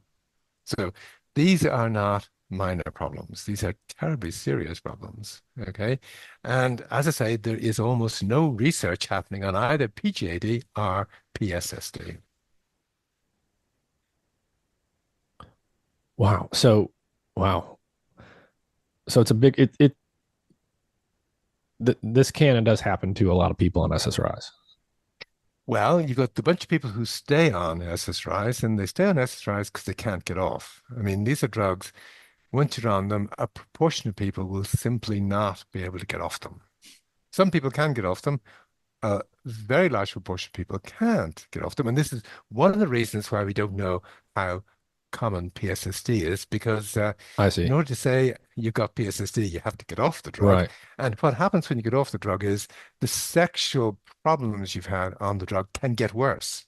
It's Right. not just that they keep going, they can get worse. But when you're on the drug, you're not going to be functioning the way you would have functioned if you weren't on these drugs. Yeah. Yeah.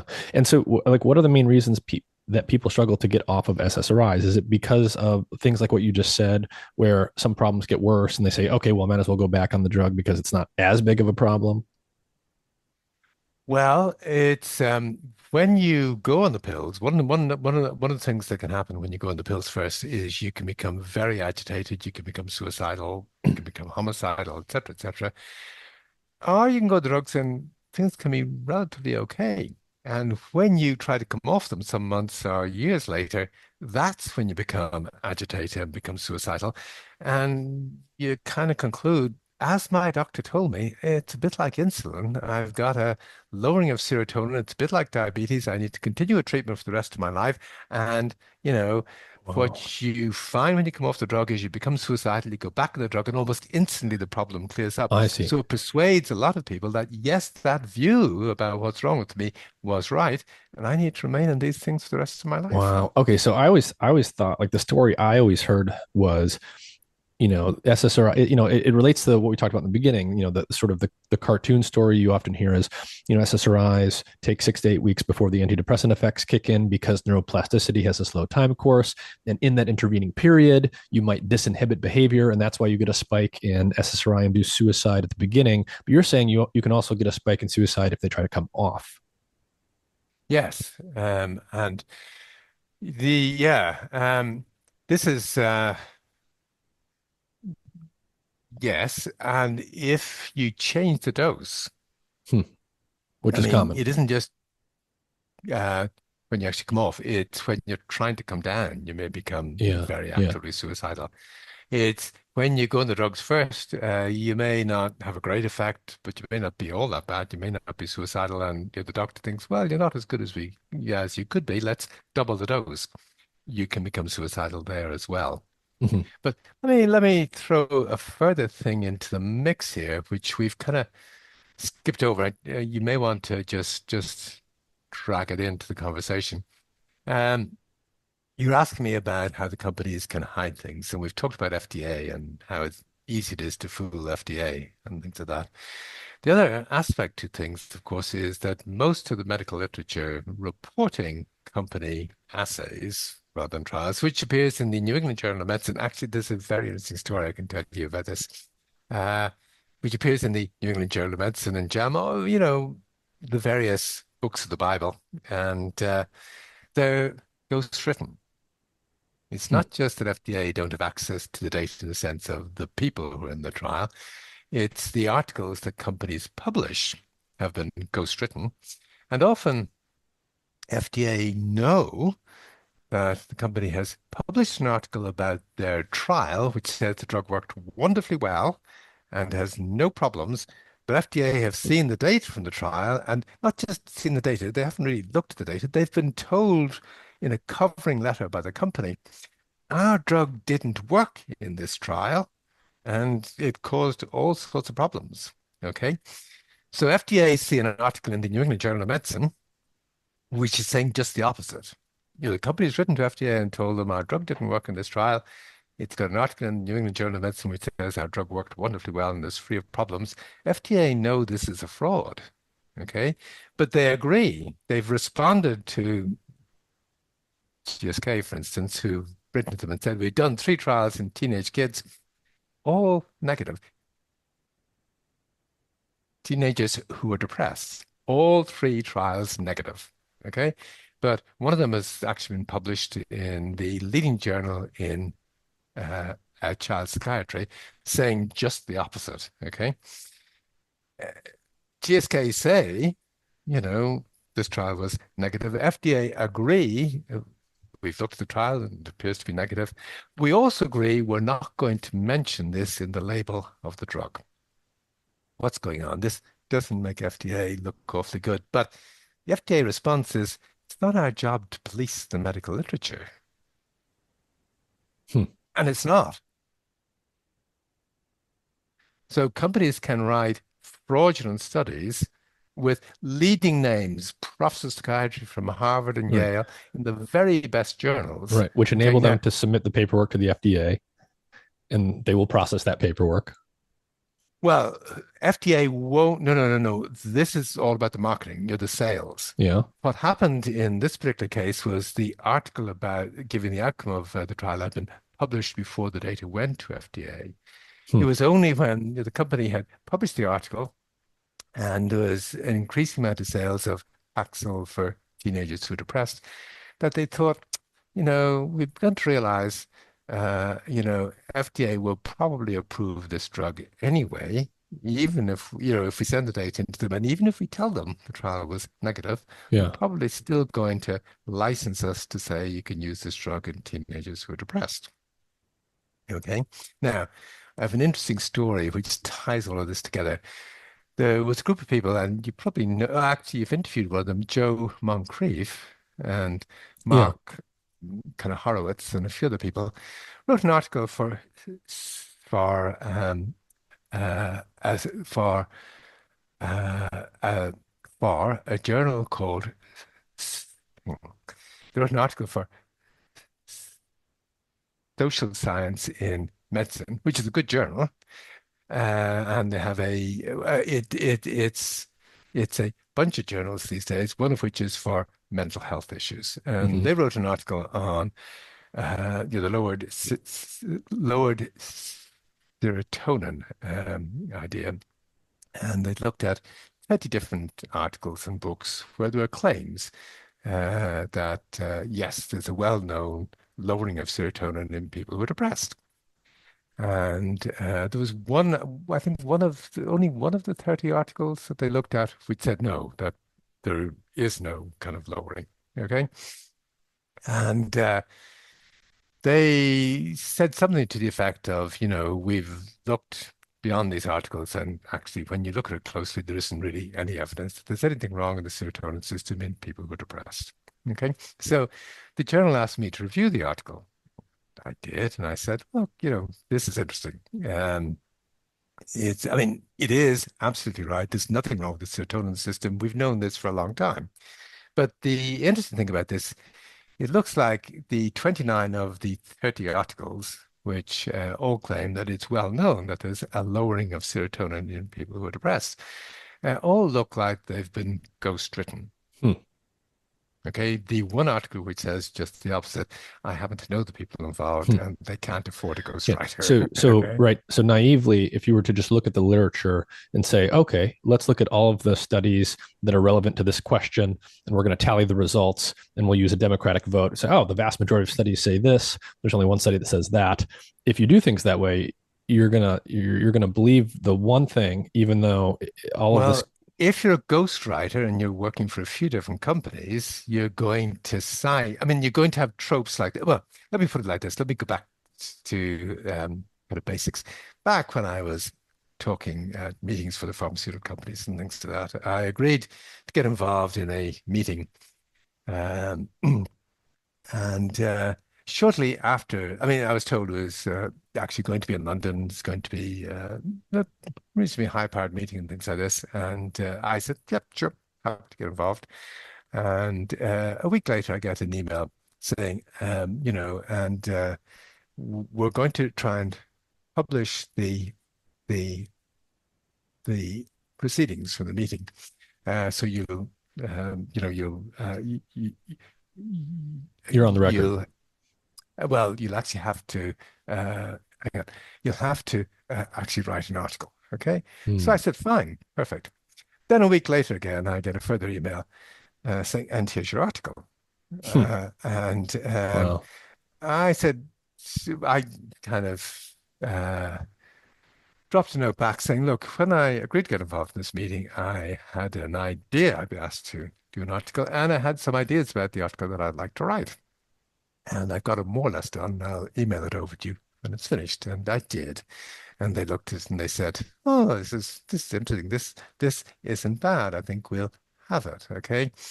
But there were some important commercial messages in the other one that we emailed over to you. And we're just going to change the name of the author. It remains, well, as I used to tell the story to people, look, if I took a bunch of my articles and put them on a table, there are people who thought they knew my work and asked them to pick out the article that I didn't write. They wouldn't have picked out the ghostwritten article because Hmm. it was wonderfully done. It was Yeah. my tone of voice, it was saying the kinds of things that I say, it was Right. Healy references and things These are like that. good ghostwriters.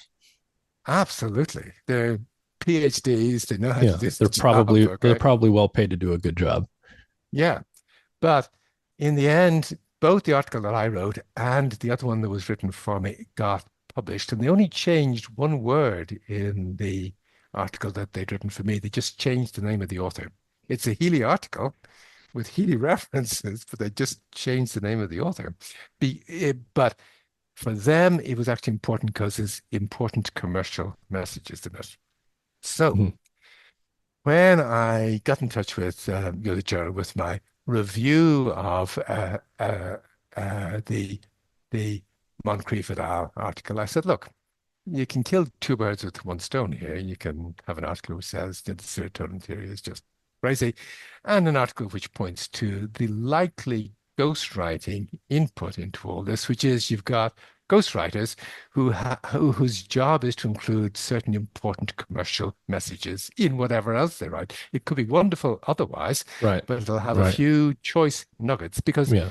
industry can't claim there's any lowering of serotonin in people who are depressed. But in their adverts, they can have David Healy say, there's a lowering of serotonin in people who are depressed, provided there's a footnote to a reference to a Right, right, published right. article.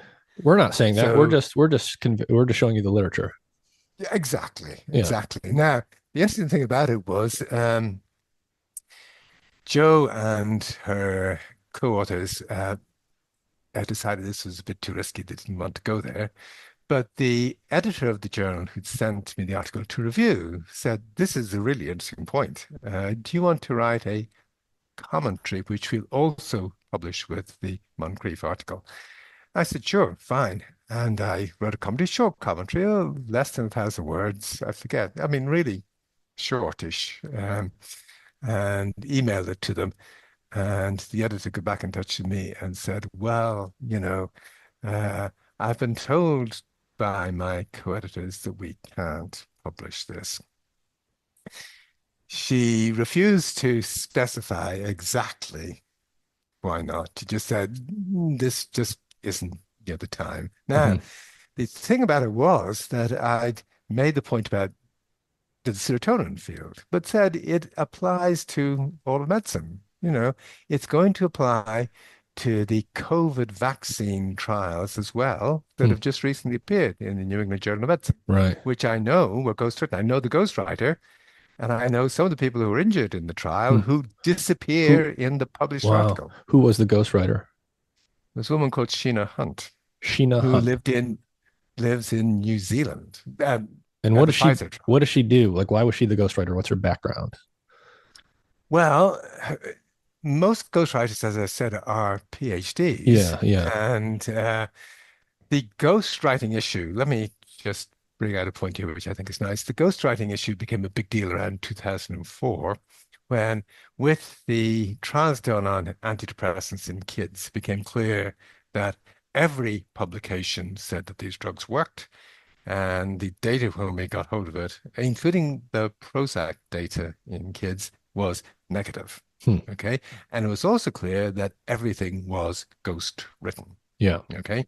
So there's a big fuss about ghostwriting, and the problem has been solved by including the names of the ghostwriters in small print at the Wow. end of the article. But Wow.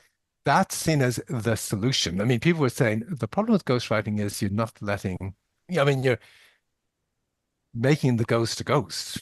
Yeah, yeah, Nobody gives them any credit of any sort. yeah. So we're just going to mention the name in We're just small gonna print name at the the end. ghost and yep, now it's all out But there.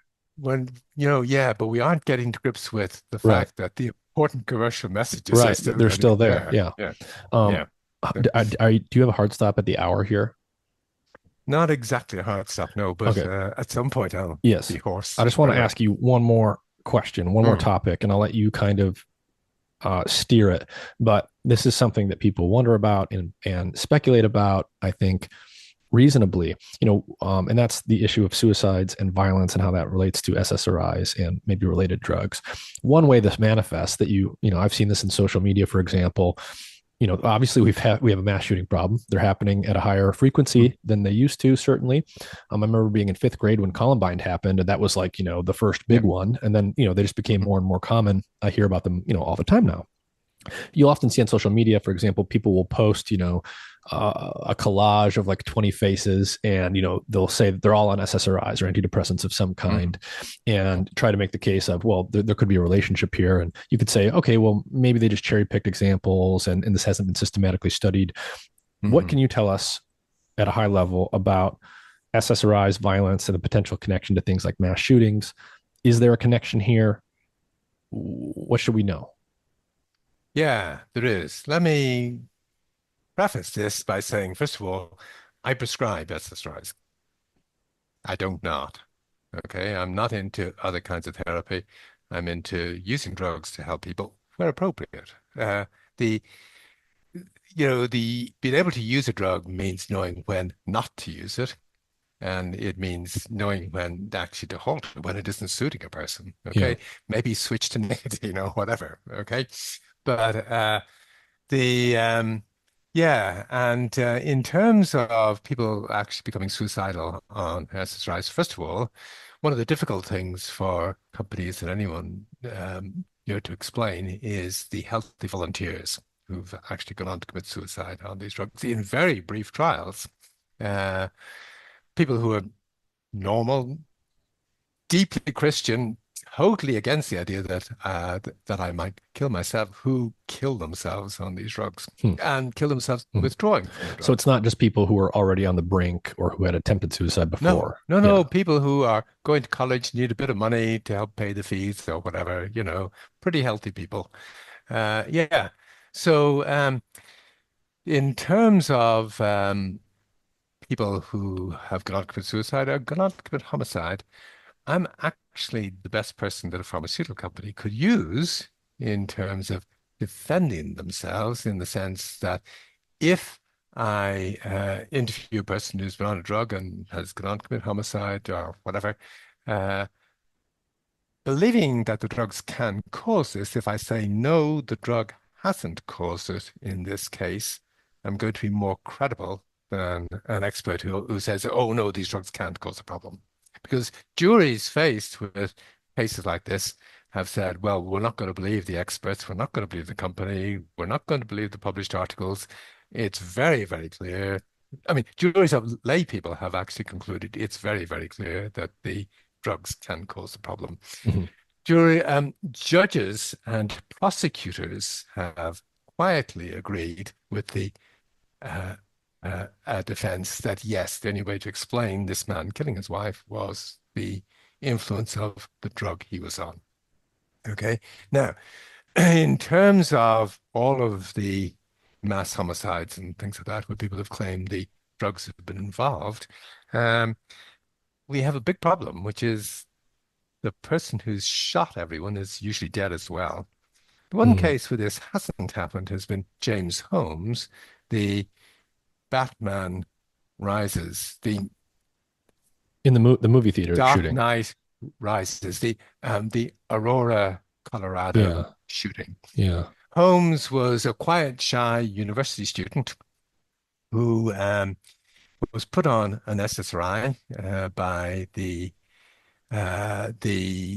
I forget the name of the university he was in, but by one of the doctors in the university, he becomes disinhibited and much less shy and begins to keep a diary and gives a great description of the effects of SSRIs on him. He's becoming manic and disinhibited, and he buys a motorbike, he buys guns, he goes to a shooting range and starts shooting. Hmm. Never had done any Hmm. of this before. Basically, his whole Uh, personality changes. yeah, yeah. And he starts thinking and talking about plans to shoot a bunch of people. He goes on to his doctor, who increases the dose of the pills, who he says to her, look, if you knew the thoughts going through my mind, you'd lock me up. And she looks at him and says, well, you're responsible for what you do. She doesn't think the drug could be causing the problem. Right. Okay. So Holmes goes into the movie theater and shoots Hmm. dead 12 Hmm. people and shoots and injures Hmm. 72 others. And Okay. was he disgruntled about something, or is this just sort of like No, spontaneously he just has the notion in his mind that he's going to commit violence for no apparent reason? no, there's a little trend in his thinking. He's a very introverted, shy kind of character who is slightly misanthropic. He's I not see. enthusiastic about other people. Okay. So But maybe it's he wasn't all having social terribly, success, and he developed yeah, a misanthropic viewpoint.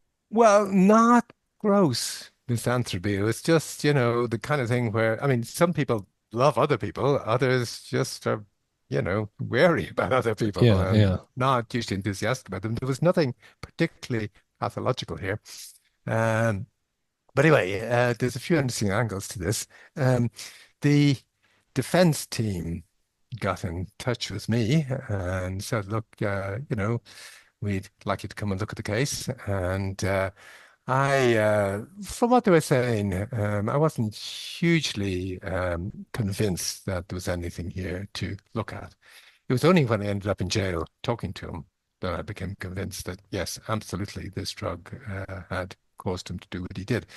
He'd he was off the drug this time. He had been in jail for a while. At some point while he was in jail, they put him back on an SSRI and he became suicidal and tried to kill himself in jail. Hmm. I ended up interviewing both his parents afterwards who didn't know he was on an SSRI and might have had anything to do with his case. After all of this had happened, both of his parents, at one point or another, got treated with an SSRI by their doctor, and both had reactions like his. They had Really? not that they wanted to kill people, but they had clear Personality behavioral shifts. reactions to the SSRIs that were consistent with the kinds of things that happened to him. Okay. Wow. So in the case, my hunch is that the public defender he had, they're not particularly in the business of winning a high profile case. They just want to make sure he isn't executed. He was in a state where you could have been executed for all Yeah. this. So it's going to be a win for them if they could just get this past the jury, so that he got jailed for something like 300,000 years or whatever it is, Yeah. not Yeah. actually executed. Okay. Um, and in the end, they didn't use my testimony or the report that I'd done on them saying, look, this man was not guilty. Okay. Part of the problem here is that, you've got to try and persuade a jury to let a man who has killed 12 other people and seriously injured 72 others walk out of jail, walk out of the court a free man. You know, that's not something a jury are going to be able to do in a hurry. You've got to persuade the jury that FDA knew these drugs could do it.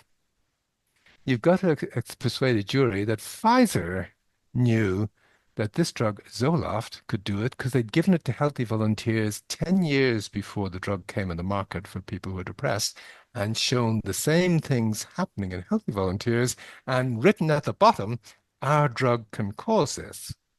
So, and you've got all these articles in the New England Journal of Medicine and JAMA, which say this drug works wonderfully well and is free of problems. Can you persuade a jury to tear up their view of the universe, Right. everything that they've trusted up to this, to destroy the Bible? You're not going to be able to do that in a hurry, particularly if you're a public defender. Right. So my hunch is that they came to an agreement with the legal team for Pfizer on the other side that Huh. we would ensure this guy doesn't get executed. Wow. So I can tell you about that. I mean, with all the other guys who are dead, we really can't know for sure. You may know that they're on a drug, you may know that they're on a drug that can Yeah. cause this kind of But, thing. but okay, But but we unless you have get to interview the person, yeah. I don't, We've got you this know. one case where the shooter survives. You personally were involved and you sort of saw the whole thing from the inside out. And that's what you just told us. We've got all these other cases where we can't do that because the shooter was killed. But, if we start to think more generally about how common things like suicide and suicidal ideation are with SSRIs, can you give us just sort of the basic lay of the land there? Is this a very common side effect? Yeah, in the healthy volunteer trial that we did, that I did, 1 in 10 of the volunteers became suicidal on an SSRI. I mean, that's a big effect. 1 in 10 become suicidal. And Yep. these are otherwise Now, healthy people. yes. Now, a lot of people, when this happens, have the wit to stop. And the curious Right. thing about it all is that you've got some antihistamines which are available over the counter, which are potent SSRIs and can cause you to become agitated and have withdrawal effects and all the problems SSRIs can cause, Really? but are Like over the safer to counter take. antihistamines? Yes, Like totally. what? Like Zyrtec? Chlorpheniramine, for instance. I'm not Okay. sure what the trade name in at the United States. Diphenhydramine, Benadryl. Yeah. Yeah. Yeah. So I mean, what happens when it's over the counter? If you go and get this over the counter, I mean, you're not getting it as an SSRI or as an antidepressant, but if you get this drug and take it and it doesn't suit you, what do? You stop it. You're Right. not inhibited by your doctor who keeps saying, oh no, you need to keep Yeah. taking it Yeah. for Yeah. 6 weeks before we stop it. Right. So part of the problem isn't just the drug, it's the fact that you can only get it through your doctor, and he's been educated by the New England Journal of Medicine, ghostwritten. fraudulent articles to think that there are no problems with these things. And if you're complaining, you're just an anecdote, and this is all in your mind. In fact, you're more seriously than we thought you were. So, Well, I mean, I want to thank you for your time because we've already talked a little bit longer than our schedule, but this is obviously a big topic. This touches a lot of people because these things are prescribed to so many people that, if you're not on one or have been on one yourself, you certainly know people who have been.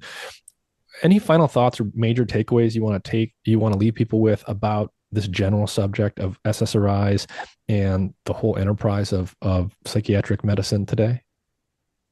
yeah, first of all,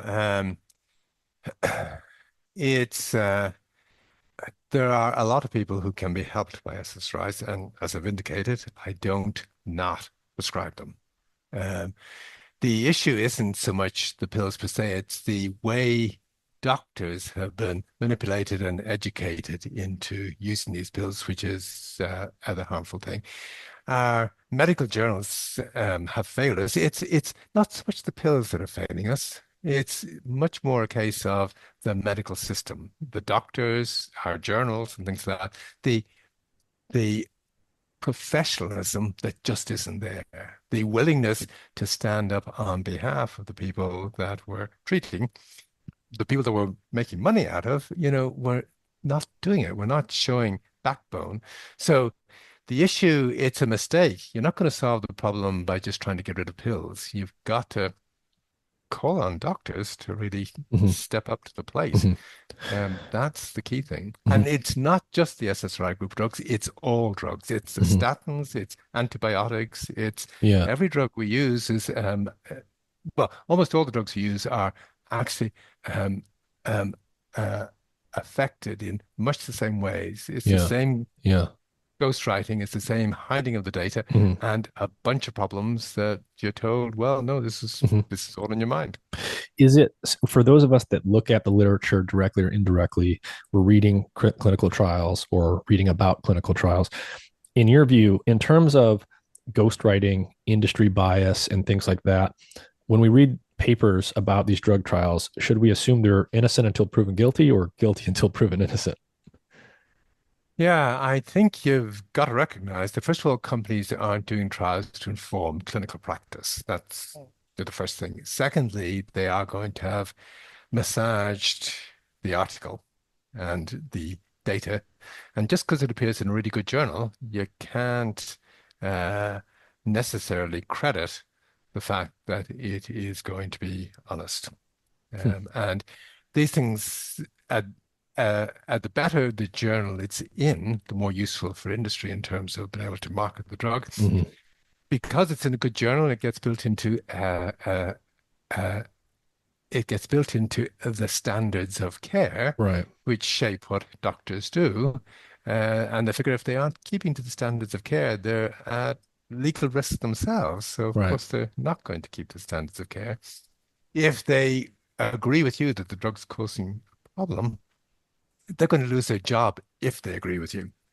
It's much easier. It's better for the organization they work in. It's more legally defensible to stick with what the standard of care says. So, so it's a tricky situation we've got, and it's one that badly needs reform. Whether we're going to get the reform or not, I'm not sure. Well, David, thank you very much for your time.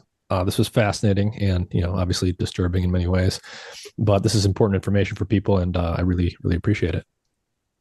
Okay, it was good to chat, Nick. Thanks.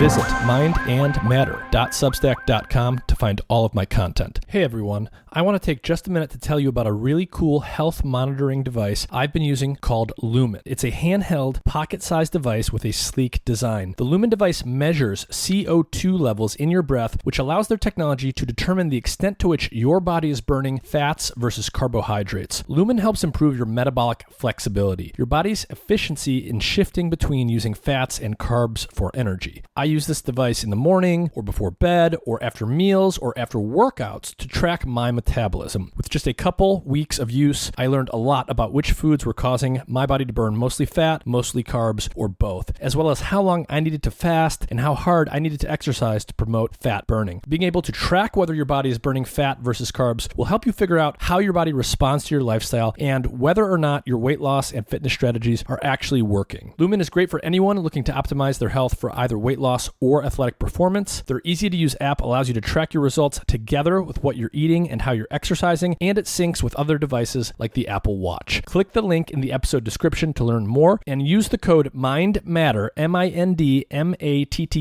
to get 10% off your Lumen device today. That's on top of the site-wide sale they are currently running, and the Lumen device is eligible to be paid for with FSA and HSA health accounts. Check out the link in the episode description for more info.